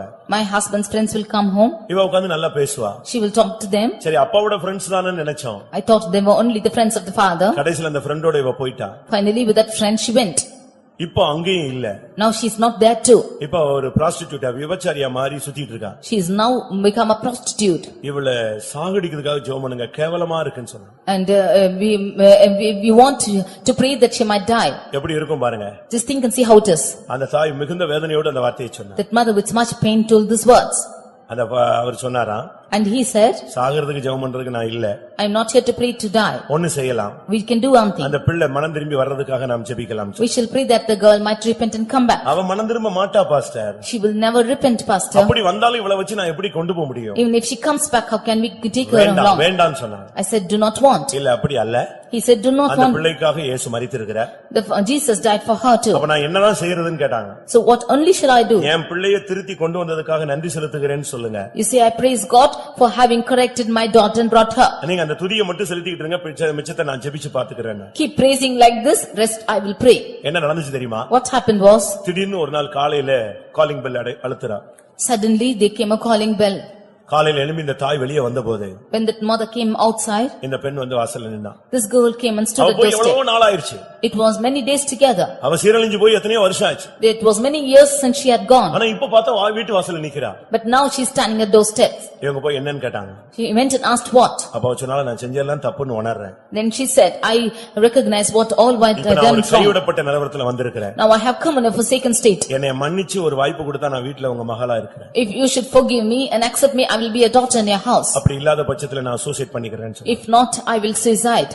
உடனே இந்த தாய் ஓடி போய் கட்டி பிடிச்சு அழுது அவளை வீட்டுக்கு கொண்டு வந்துட்டா. Immediately the mother went and hugged her, cried and brought her to her house. அதோட அவளுடைய லைஃப் சேஞ்ச் ஆயிடுச்சு. With that her life changed. இன்னைக்கு நம்ம மத்தியில இருக்கிறவங்க எத்தனை பேருக்கு பாவத்துல விடுதலை கிடைச்சிருக்கிறது? Today how many of them in our midst have been delivered of their sins? எவ்வளவு போதையில இருந்தவங்க எல்லாம் ரட்சிக்கப்பட்டிருக்காங்க தெரியுமா? How many of them who were addicted they have been saved? போதையிலேயே மிதந்துகிட்டு இருந்தவங்க எல்லாம் இன்னைக்கு ஊழியத்துல இருக்கிறான். All those who were completely addicted are now in ministry. மதுரையில ஒரு ஊழியக்காரன் சாட்சி புதுசா ஊழியக்காரர் கூட்ட வச்சபோது ஊழியத்துக்கு அவன் இன்னைக்கு ட்ரெஸ் போட்டு வர்றான். அவன் சாட்சி சொல்றான். When one boy, when we kept a workers meeting for the children who were coming newly for the ministry, he testified. அவன ஊழியத்துக்கு எடுத்துருக்கு. அன்னைக்கு புதிய ஊழியக்காரருக்கு இந்த வாரம் ஞாயிற்றுக்கிழமை வைக்கிறோமே, அதே மாதிரி ஒரு கூட்டத்துல அவன் ஜிப்பா போட்டு அன்னைக்கு தான் சாட்சி சொல்றான். In the meeting of the new workers who have been taken newly for the ministry, he testified that day. அவன் சாட்சி சொல்லும்போது சொன்னா, When he testified, he said, Madurai central ஃபெய்த்தம்க்கு பக்கத்துல அந்த வைகை ஆறு. The Vaigar river is near the center faithum of Madurai. பக்கத்துலயே ஒரு பாலம் இருக்கு. And there is a bridge nearby. அவன் சொல்றான், இதே வைகை ஆத்து இந்த பாலத்தின் கீழே நான் போதை அடித்து எத்தனையோ நாட்கள் படுத்து கிடந்தேன். Underneath of this bridge I have been many times addicted with drugs and I have been lying down. இப்ப அதே பாலத்துக்கு பக்கத்துல ஃபெய்த்தம்ல நான் யாரா மாறி இருக்கேன்? கர்த்தருடைய ஊழியக்காரனா மாறி இருக்கேன். Now nearby the same bridge near in the faith home I have become the servant of God. பாவத்திலிருந்து விடுதலை கொடுக்கிற, பாவத்தை சுட்டிக்காட்டி உன்னை குற்றவாளியாக்குறது இல்ல, பாவத்திலிருந்து உனக்கு விடுதலை கொடுக்கும்படியாக இயேசு தன்னை ஒப்பு கொடுத்தார். Jesus did not accuse you of your sins, but he yielded himself that he might deliver you of your sins. எல்லாவற்றுக்கும் மேலாக Above all, அந்த மனிதனை அன்பு கூர்ந்தது மாத்திரமல்ல, not only he loved that man, அவனுடைய பாவத்துக்காக அவர் தன்னை ஒப்பு கொடுத்தது மாத்திரமல்ல, he not only yielded himself for sin. ஏனென்றால் பாவத்துக்காக ஒரு கிருபாதார பலி, ஒரு ஃபைன் கட்ட வேண்டியது அவசியமாக இருந்தது. Because there need to be a propitiation for the sins. அவர் அந்த கிரயத்தை செலுத்தினார். And he paid the price. அடுத்து அவனை சுத்திகரிக்க வேண்டியிருந்தது. Nextly, he needed to sanctify him. அந்த பாவத்துக்கு ஒரு மன்னிப்பு கொடுக்க வேண்டியிருந்தது. He had to give him forgiveness for sins. அதுக்காகவும் தன்னை ஒப்பு கொடுத்தார். And he yielded himself for that. திரும்பவும் அந்த கழுவப்பட்ட பன்றி மறுபடியும் சேற்றுக்குள் போய்விடக் கூடாது என்று சொல்லி மறுபடியும் அவனை விடுதலையாக்கவும் தன்னை ஒப்பு கொடுத்தார். Again the washed swine should not go back to it, so he gave himself that he might deliver him. இவை எல்லாவற்றுக்கும் மேலாக, Now above all, எபேசியர் 5:27 படி, Ephesians 5:27, அந்த மனிதனை கரைதரை இல்லாத சபையாக மகிமையான மனவாட்டியாய் மாற்றும்படியாக ஒப்பு கொடுத்தார். he hid himself that he might present into himself a glorious church, not having spot or wrinkle or any such thing. எபேசியர் 5:27. Ephesians 5:27. கரைதரை முதலானவைகள் ஒன்றுமில்லாமல் பரிசுத்தமும் பிழையற்றதுமான மகிமையுள்ள சபையாக அதை தமக்கு முன் நிறுத்திக் கொள்வதற்கும் தம்மை தாமே அதற்காக ஒப்புக் கொடுத்தார். எப்படிப்பட்ட தேவன் பாருங்க. See what a God he is. அவனை ஒரு பாவிய மண்ணான மனுஷனை அவனை நேசித்தது மாத்திரமல்ல, A sinner, man who is sinner and who is of the earth, not only loving him, அவனுடைய பாவத்துக்காக தன்னை ஒப்பு கொடுத்தது மாத்திரமல்ல, not only yielding himself for his sins, அவனுக்கு சுத்திகரிப்பு உண்டு பண்ணினது மாத்திரமல்ல, not only giving him a purification, அவனை விடுதலை உள்ளவனாய் மாற்றினது மாத்திரமல்ல, not only making him delivered, அந்த மனிதனை கரைதரை இல்லாதவனாய் தனக்கு முன்பாக நிறுத்தும்படியாக வாஞ்சித்தார். he wanted to present him without holy and without blemish before him. கரைதரை முதலானவைகள் ஒன்றுமில்லாமல் பரிசுத்தமும் பிழையற்றதுமான மகிமையுள்ள சபையாக அவனை மாற்ற அவர் சித்தம் கொண்டார். He desired him to present him before him, not having spot or wrinkle or any such thing, but it should be holy and without blemish. அதனாலதான் நம்ம சபை ஐக்கியத்தை முக்கியப்படுத்துகிறோம். That is why we emphasize on the gathering of the church. ஒரு மனிதனுடைய பூரணம் என்பது சபையில் இருந்து அவன் கட்டப்படுவதுதான் பூரணம். The perfection of a man is being built up in the church. சபைக்கு வராதவன் பூரணப்பட்டான் என்று சொல்ல முடியாது. One who does not come to church cannot say that he is perfected. அறிவு இருக்கலாம், அனுபவம் இருக்கலாம், பலவிதமான அற்புதங்கள் இருக்கலாம், ஆனால் சபையில் இல்லாவிட்டால் அஸ்திபாரம் இல்லை. He might have knowledge and experiences and many things concerning him, but without church there is no foundation. இந்த மனிதனை அவனை ஒரு சாதாரண விடுதலை உள்ள ஒரு மனிதனாக மாற்றி தெரு தெருவாக அலைய விடுறதில்ல, அவனை மகிமையுள்ள சபையாக தனக்கு முன் நிறுத்திக் கொள்ள விரும்பினார். He did not want to deliver man and make him to wander about in the streets. He wanted to present before himself a glorious அதனுடைய church. நோக்கம் என்ன? What's the purpose of this? மகிமையுள்ள சபையாக மாற்றி தனக்கு முன் நிறுத்துவதன் நோக்கம் மணவாட்டியாய் நிறுத்துவது. The purpose for him to make him as a glorious church and presenting him before himself is that he might present a bride before him. எஸ்தரின் புத்தகத்தில் நாம் பார்க்கும் பொழுது, When we read in the book of Esther, வஸ்தி தள்ளப்பட்டு விட்டாள். Vashti was put out. அது எதை காண்பிக்கிறது? What does show? பழைய ஏற்பாட்டு யூதர்கள் தள்ளப்பட்டு விட்டார்கள். The Old Testament Jews were put out. பின்பு கன்னிப்பெண்கள் தேடி கொண்டு வரப்பட்டார்கள். And nextly they came across virgins. அது எதற்காக? What was the reason for it? ராஜஸ்திரியாக மாறும்படியாக அநேக பெண்கள் தெரிந்து கொள்ளப்பட்டார்கள். And that they might become the queen's wife, they were brought many virgins. அது எதை காண்பிக்கிறது? What does this show? இந்த புதிய ஏற்பாட்டில் ரட்சிக்கப்பட்ட ஒரு பெரிய திரள் கூட்டம் சபைகளை காண்பிக்கிறது. It shows the great group of people who have been saved in the New Testament. ஆனால் எல்லா கன்னிப்பெண்களும் அங்கே ராஜஸ்திரிகளாக மாறவில்லை. But all the virgins did not become the queens. ஒரே ஒரு பெண் தான் அவள் மாற்றப்பட்டாள். It was only one woman, she was made a queen. அதுபோல அநேக சபைகள் இருக்கலாம், ஆனால் கரைதிரை இல்லாத சபையாக மணவாட்டி சபையாக ஒரே ஒரு சபையை அவர் மாற்றுகிறார். Like this there might be many churches, but only one church he wants to present spotless before him. அதை தனக்கு முன் நிறுத்திக் கொள்வதற்காக, That he might present before him. தன்னோடு தன்னுடைய சிங்காசனத்தில் இருத்திக் கொள்ளும்படியாக, That he might make them to sit it on the throne. மனிதனை மிருகம் போல இருந்த மனிதனை மனிதனாக மாற்றி அவனை தேவனுக்கு ஒப்பாக மாற்றுகிற சத்தியம். He had the power even to make a beastly man as a man before and present before him. அதற்காகவே தன்னை ஒப்புக் It கொடுத்தார். is for this purpose that he gave himself. அன்றைக்கு மனிதனுடைய விலா எலும்பிலே மனுஷியை உருவாக்கின தெய்வம். It was out of the ribs of man that he made a woman. இயேசு கிறிஸ்துவின் எலும்பாகிய உபதேசத்தினால் சபையை கட்டி வருகிறார். The Lord made Jesus as the bone, and through the doctrines he is building up the church. அதனால் தான் சிலுவையிலே அவர் நொறுக்கப்பட்டார், ஆனால் எலும்புகள் முறிக்கப்படவில்லை. Therefore he was bruised on the cross, but his bones were not broken. உபதேசம் முறிக்கப்பட முடியாதது. And the doctrine cannot be broken. இந்த உபதேசம் முறிக்கப்படாது. அப்போஸ்தல உபதேசம் ஒருபோதும் முறிக்கப்படாது. This apostolic doctrine will never be broken. இந்த அப்போஸ்தல உபதேசம் எலும்பு, அதிலிருந்து தான் சபை உருவாக்கப்படுகிறது. The apostolic doctrine is the bone, and from that is the church formed. அன்றைக்கு அந்த ராஜஸ்திரிகளுக்கு சுத்திகரிப்பு இருந்தது. In those days there was purification for the virgins. எவ்வளவு நாள் சுத்திகரிப்பு தெரியுமா? How many days purification? அந்த பெண்கள் ராஜாவுக்கு முன்பாக நிறுத்தப்படும்படியாக எவ்வளவு நாள் சுத்திகரிக்கப்பட்டார்கள்? How many days were they sanctified to be presented before the king? 6 மாதம் ஒரு விதமான சுத்திகரிப்பு, அடுத்த 6 மாதம் இன்னொரு விதமான சுத்திகரிப்பு. And 6 months they were cleansed in a different manner, and 6 months in a different manner. இது எதை காண்பிக்கிறது? What does this show?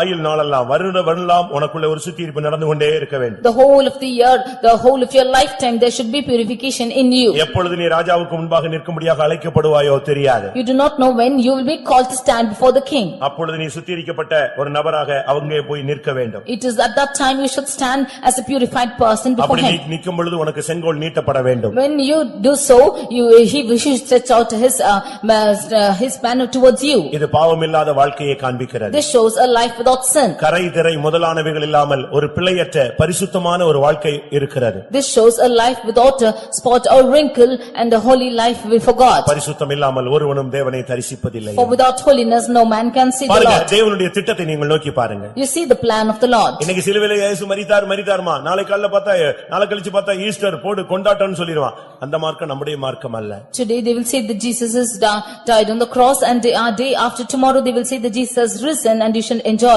This is not a religion. இயேசு ஒப்பு கொடுத்ததுக்கு 5 காரணம் இருக்கு. There are 5 reasons for Jesus to give himself. பிதாவே என் ஆவியை ஒப்பு கொடுக்கிறேன்னு சொல்லி அவர் கையில கொடுத்ததுக்கு இந்த 5 காரணத்துக்காக என் ஜீவனையே கொடுக்கிறேன்னு சொன்னார். He said, Father, I yield up my ghost into your hands. For these 5 reasons he yielded himself. ஒன்று, நான் அவனை நேசிக்கிறேன். Firstly, because he loved us. இரண்டாவது, அவனுடைய பாவத்துக்கு பிராயச்சித்த பலியாக என் ஜீவனை ஒப்பு கொடுக்கிறேன். Secondly, as a propitiation for his sins, I yield my life. இல்லாவிட்டால் ஃபைனாக என் ஜீவனை கொடுக்கிறேன். Or I give myself as an offering. இல்லாவிட்டால் அவனுக்கு பதிலாக என்னை ஒப்பு கொடுக்கிறேன். Or I give myself instead of him.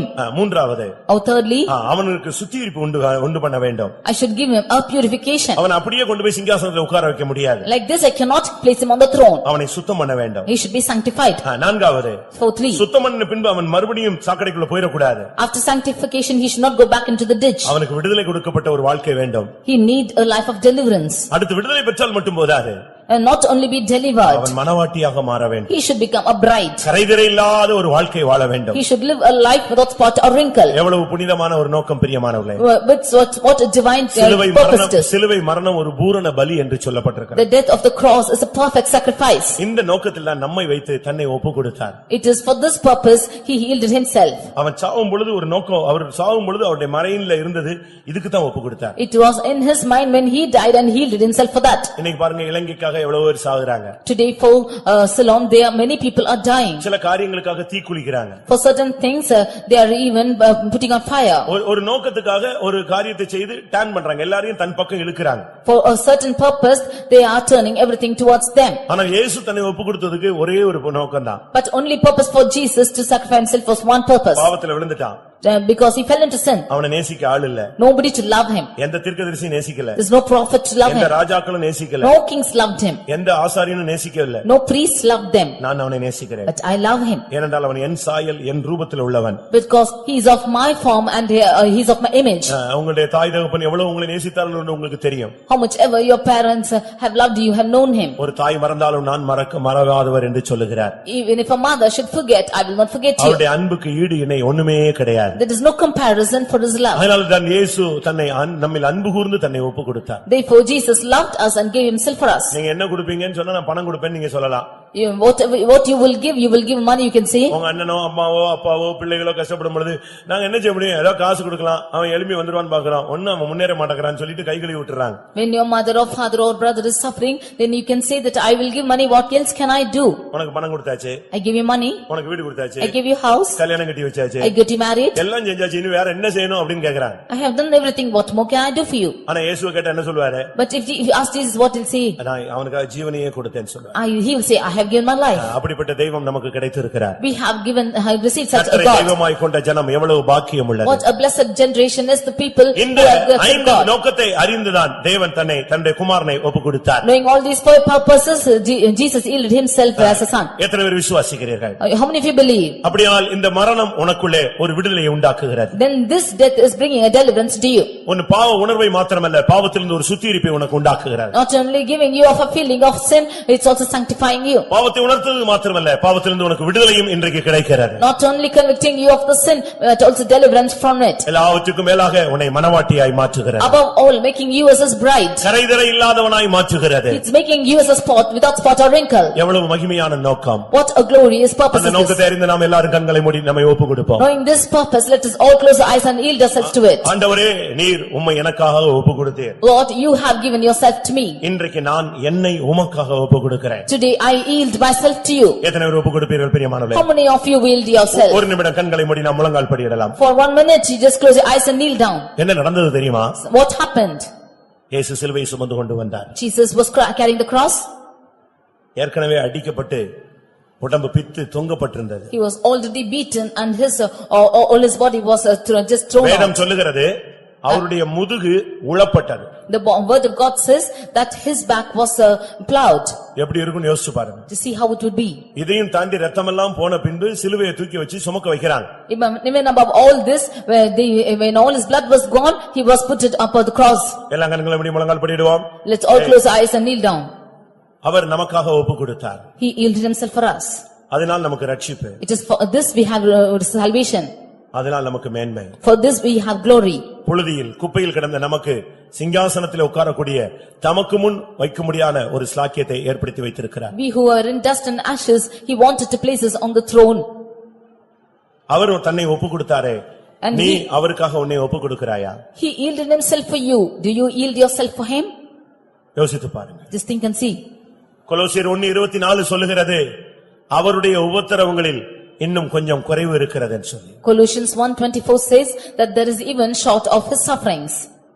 அவருடைய உபத்திரவங்களில் குறைவானதை நான் என் மாம்ச சரீரத்தில் நிறைவேற்றுகிறேன் என்று பவுல் சொல்லுகிறார். St. Paul says that which was lacking in his sufferings, I fulfill in my flesh. அவர் 99% பாடுகளின் பூரணத்தை நோக்கி வந்தார். 1% நீயும் நானும் அவருக்காக ஒப்பு கொடுக்க வாஞ்சிக்கிறார். He came to the perfection of 99% of sufferings.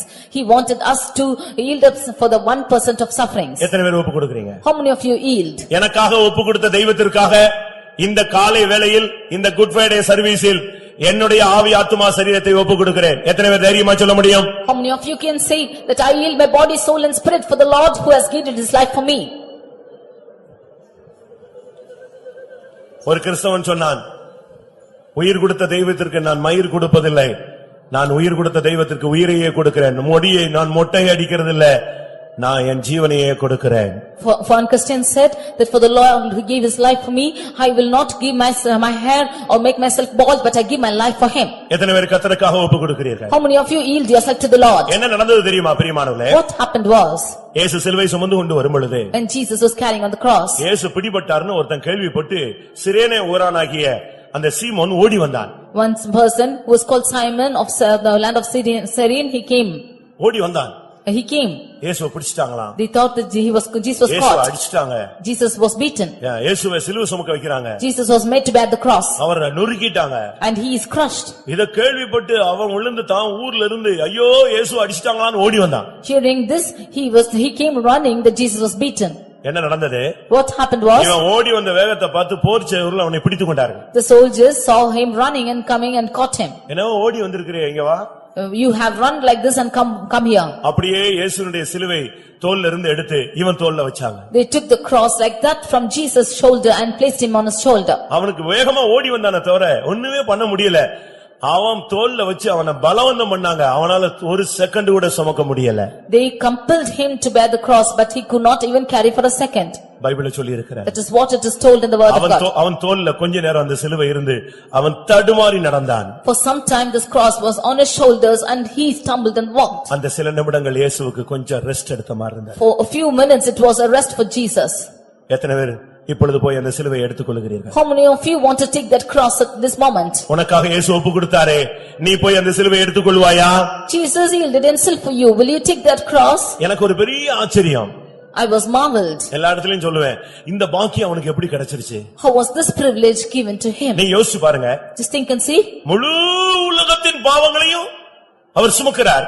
இதுல ஒரு மனிதனுக்கு ஒரு சின்ன சான்ஸ் கிடைச்சிருச்சே, எப்படி எவ்வளவு பெரிய பாக்கியம் யோசிச்சு பாருங்க. He is carrying the sin of the whole world. In between this man has got a small chance. What a great privilege. எனக்கு உனக்கு அது கிடைக்கலையே. You and I did not get it. இப்போ இயேசு சிலுவை சுமந்துட்டு போறாருன்னா ஓடி போய் புடிங்கி வாங்கி தூக்கி வச்சுக்குவீங்க. Now if Jesus is carrying the cross, then you will take the and keep it for yourself. மரிக்க வேண்டியதா இருந்தாலும் நான் உம்மை விட்டு மறுதலிக்க மாட்டேன் என்று சொன்னவன் ஓடி போய் விட்டான். He who said that even if I should die, I will not deny, he went and denied. எப்படி இருக்கும் பாருங்க. Just see how it is. மரித்தாலும் நான் உம்மை மறுதலிக்க மாட்டேன். Even if I should die, I will not deny you. இப்ப எல்லாரும் ஓடியாச்சு. Then now all have run off. இயேசு தடுமாறி வந்து கொண்டிருந்தார். Now Jesus is stumbling and walking. அவருக்கு நடக்கிறது மிகவும் கடினமாக இருந்தது. It's so hard for him to walk. அந்த வேதனை அவருக்கு இன்னும் அதிக கடினமாக இருந்தது. The pain was even dreadful. அந்த நேரத்தில் தான் இந்த மனிதன் ஓடி வந்தான். It was at this time this man came running. அப்படியே தூக்கி சிலுவையை மேல வச்சாங்க. They took the cross and kept upon him. இயேசு அப்பொழுதுதான் கொஞ்சம் மூச்சு விட்டு கொஞ்சம் தன்னை ஆசுவாசப்படுத்திக் கொண்டார். It was at this time that Jesus took rest for some time. எனக்கு ரொம்ப அதிசயமான ஒரு செய்தி. மத்தவங்களுக்கு உங்களுக்கு எப்படி புரியுதோ எனக்கு அதை கற்பனையே பண்ணி பார்க்க முடியல. ஒரு பெரிய திட்டத்தில் மகாபெரிய தேவனுடைய திட்டத்திலே இந்த மனுஷன் இணைஞ்சு விட்டார். It was a marveling incident which is beyond my reach because this man entered into a great plan. அவன் ஓடி வந்த பொழுது அவன் தோள்ல இதை தூக்கி வச்சிட்டாங்க. When he came running, they placed this on his shoulders. எப்படி இருக்கும் பாருங்க. Just think and see how it was. அவனை பலவந்தம் பண்ணினார். They compelled him. அவன் அந்த சிலுவையை சுமந்தான். He carried the cross. இப்பொழுது நீ அந்த சிலுவையை சுமப்பாயா? Will you take that cross now? உன்னை மனவாட்டியாக மாற்றும்படியாக. That he might make you his bride. உன்னை ஆசீர்வதிக்கப்பட்டவனாய் மாற்றும்படியாக. That you might be a blessed person. உன்னை கனம் பண்ணும்படியாக. That he might honor you. உன்னை சுகமாக்கும்படியாக. That you might be healed. உன்னை அழகு பார்க்கும்படியாக ஒப்பு கொடுத்தவரை நீ அவருக்காக உன்னை ஒப்பு கொடுப்பாயா? That you might see your beauty, he gave himself. Will you give yourself?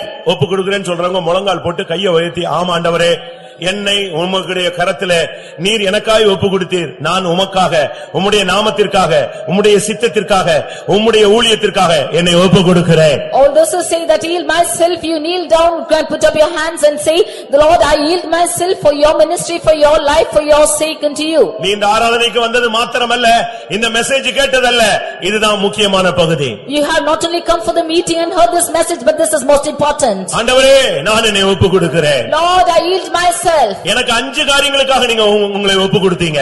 You have yielded for 5 reasons for me. நான் என்னையே உமக்காய் ஒப்பு கொடுக்கிறேன். But I yield myself for you. உன்னுடைய சேவைக்காக, For your ministry. உம்முடைய சித்தத்திற்காக, For your will. உம்முடைய நாமத்துக்காக, For your name. நீ என்னை நடத்தும் எந்த வழிக்கும் நான் என்னை ஒப்பு கொடுக்கிறேன். For all the path you're going to lead me, I yield myself. கையை உயர்த்தி சொல்ற பாரு, கர்த்தர் அதை கேட்டுக்கொண்டிருக்கிறார். The Lord is hearing what you say, raising your hands. ஹல்லேலூயா, ஹல்லேலூயா. சிலுவையில் உதிரம் சிந்தி நீர் இயேசுவே, சீர்குலைந்த எனக்காகவோ சுமந்துள்ள நீரினில் பாவமும் சாபமும் பலியானிரோ, பலியானிரோ. சுமந்துள்ள நீரினில் பாவமும் சாபமும் பலியானிரோ, பலியானிரோ. இம்மலான்மிக்கே இணையொன்றுமில்லையே, என் நேசரே. இவ்வுலகினிலே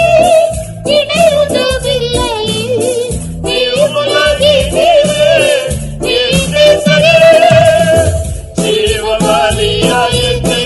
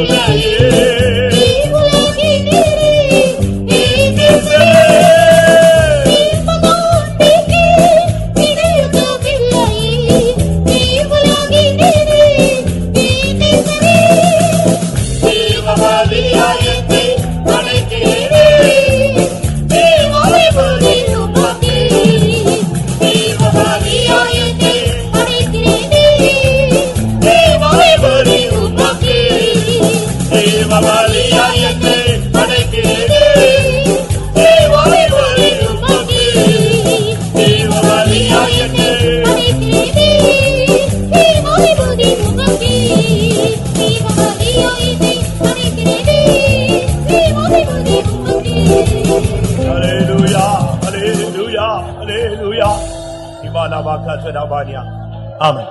பிரியமானவர்களே, இந்த வார்த்தையை நீங்கள் சிந்தித்து பாருங்கள். இந்த வார்த்தையை நீங்கள் சிந்தித்து இப்பொழுது பாடப் போகிறீர்கள். நீ வீட்டுக்கு போற நேரத்தை பார்க்காத, கூட்ட முடியணும்னு யோசிக்காத. நீ அந்நியன் அல்ல. கர்த்தாவே, உமக்காய் சிலுவை சுமக்கக்கூடிய ஒரு வாய்ப்பு எனக்கு கிடைத்தால் அதுதான் என் வாழ்வின், நான் பிறந்ததின் பாக்கியம். இந்த சபையில நான் வந்ததுக்கு அதுதான் என்னுடைய நோக்கம் நிறைவேற்றப்படுகிறது.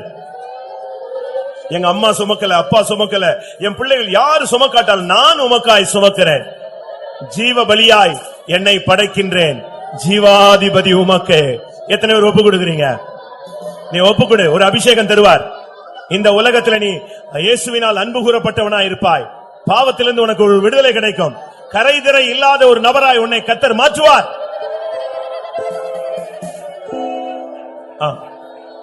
ஆமா, கொஞ்ச நேரம் மனைவி, புருஷன், பிள்ளை, வீடு, ஆடு, மாடு, சொத்து, சுகம், வேலை, காரு எல்லாத்தையும் தூக்கி குப்பையில போடு.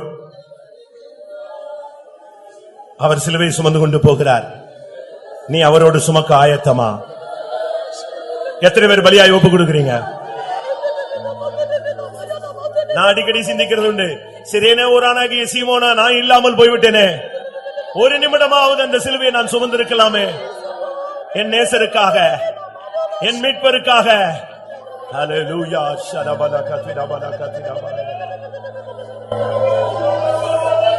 சகித்திரே நிந்தைகள், பாடுகள், துக்கங்கள், சந்தோஷத்துடனே குருசிலே தூய்மையாய் சபையை முன்னில் நிறுத்த மகிமையிலே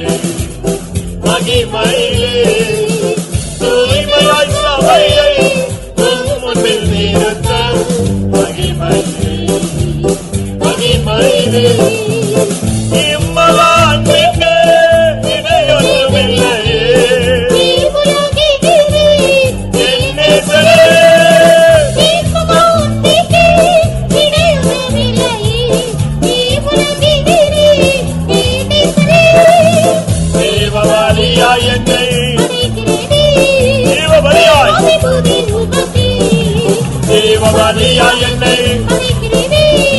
தேவாதி பலி உமக்கே ஜீவபலியா என்னை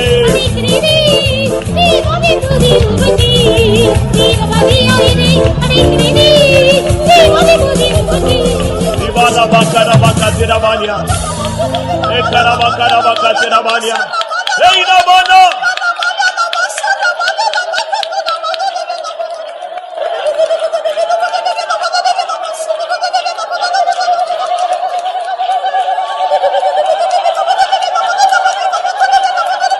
ஹல்லேலூயா.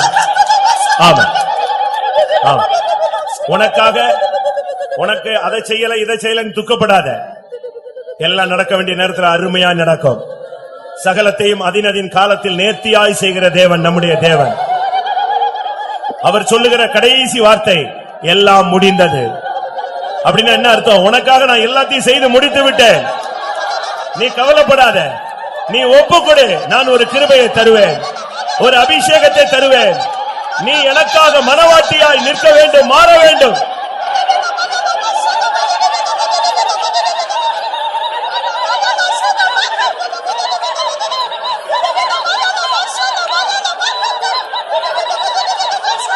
ஆமென். இந்த ஆராதனையுடைய கடைசி மெசேஜ், குட் ஃப்ரைடே சர்வீஸுக்கு போனீங்க, என்னன்னு கேட்டா சொல்லுங்க, எனக்காக அவர் யாவையும் செய்து முடித்து விட்டார். அதுதான் எனக்கு கொடுக்கப்பட்ட கடைசி செய்தி. என் வாழ்க்கைக்காக, என் வருங்காலத்திற்காக, என் பிள்ளைகளுக்காக, என் ஊழியத்திற்காக எல்லாவற்றையும் என் தெய்வம் முடித்து விட்டார். அவர் முடித்து விட்டு தான் ஜீவனை கொடுத்தார். அல்லேலூயா.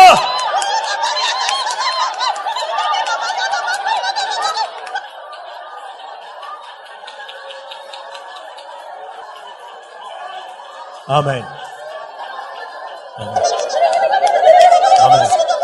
குட் ஃப்ரைடே சர்வீஸ் போனே, என்ன ஜெபித்து விட்டு வந்தாய்? உனக்கு கிடைத்த செய்தி யாவையும் எனக்கு செய்து முடித்தார். நீ என்ன சொல்லிவிட்டு வந்தாய்? என்ன ஜெபித்து வந்தாய்? நான் ஒன்று ஜெபம் பண்ணவில்லை, என்னை பலியாய் ஒப்பு கொடுத்து விட்டு வந்திருக்கிறேன். என் இயேசுவின் பாடுகளில் குறைவானதை நிறைவேற்றும்படியாக, அவரோடு சிலுவையை சுமக்கும்படியாக என்னை ஒப்பு கொடுத்து விட்டு வந்திருக்கிறேன். அல்லேலூயா.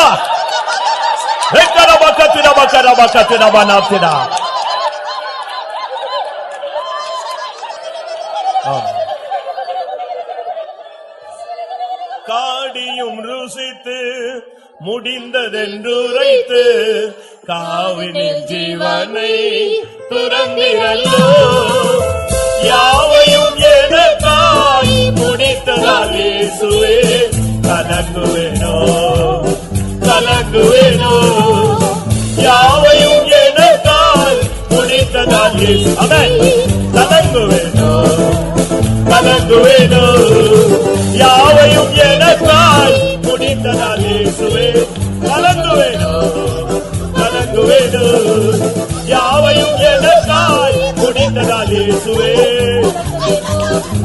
கலங்குவேனோ, யாவையும் எனக்காய். யாரவனோ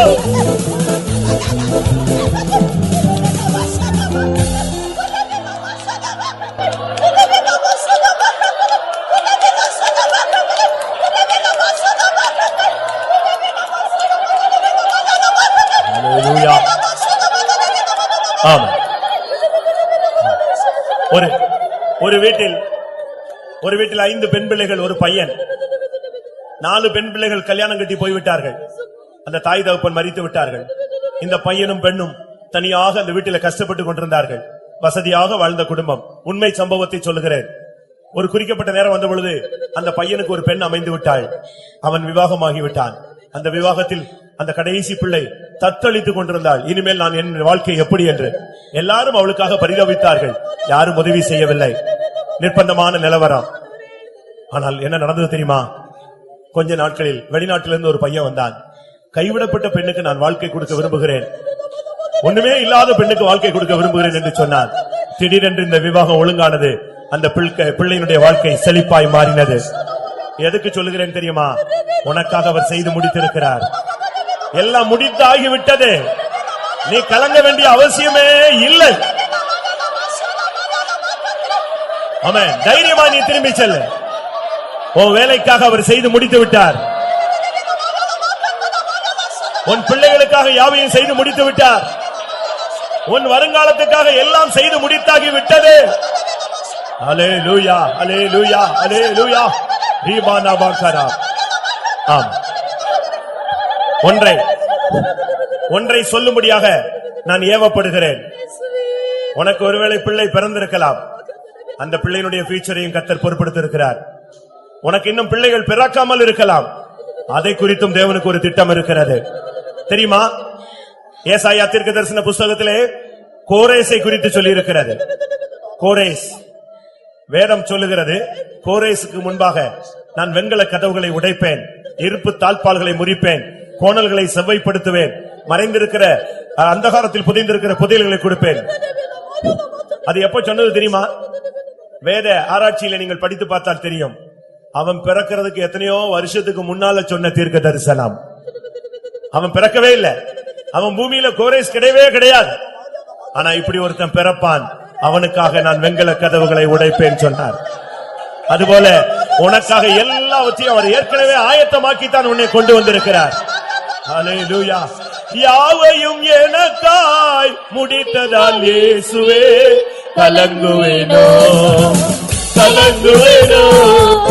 யாவையும் எனக்காய் முடித்ததால் இயேசுவே கலங்குவேனோ.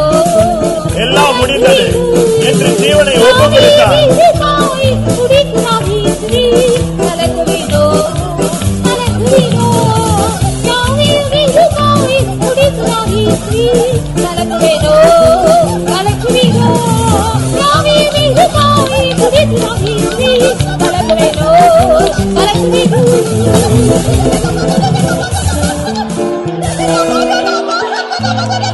Hallelujah, hallelujah, hallelujah, hallelujah, hallelujah. Amen. Hallelujah. பிரியமானவர்களே, நான் இந்த கூட்டத்தை முடிக்க போகிறேன். இன்னும் ஒரு நிமிஷம் இல்லைன்னா 2 நிமிஷம். ஒரு பாயிண்டுக்காக நான் ஏவுதல் இருக்கிறனால் சொல்லுகிறேன். கர்த்தாவே, உமக்காக வாழ எனக்கு ஆசை, உமக்காக நிற்க ஆசை, உமக்காக சாட்சி சொல்ல ஆசை, உமக்காக சுவிசேஷம் சொல்ல ஆசை, உமக்காக அடிபட ஆசை, உமக்காக பாடுபட ஆசை, உமக்காக மரிக்க ஆசை. ஆனால் என்னால முடியலையே. நீங்க கிருபை தந்தா நான் உமக்காக என் ஜீவனையே கொடுப்பேன்னு சொல்றவங்க மட்டும் கைகளை உயர்த்துங்கள். உன் கண்ணீரை காண்கிற தேவன், உன் இதயத்தின் வேதனையை அறிந்த தேவன், ஆண்டவருக்காக வாழ முடியவில்லையே என்று தவிக்கிற உன்னின் தவிப்பை கண்ட தேவன் இப்பொழுது உன்னுடைய கண்ணீரை கண்டு உன்னை பலப்படுத்த போகிறார். நீ யூதேயா, எருசலேம், பூமியின் எல்லை எங்கும் கர்த்தருக்கு சாட்சியாய் மாறப்போகிறாய். நீ வேலை பார்க்கிற இடத்துல நீ சாட்சியாய் மாறப்போகிறாய். நீ தலை குனிந்த இடத்திலே தலை நிமிர்ந்து நடக்க போகிறாய்.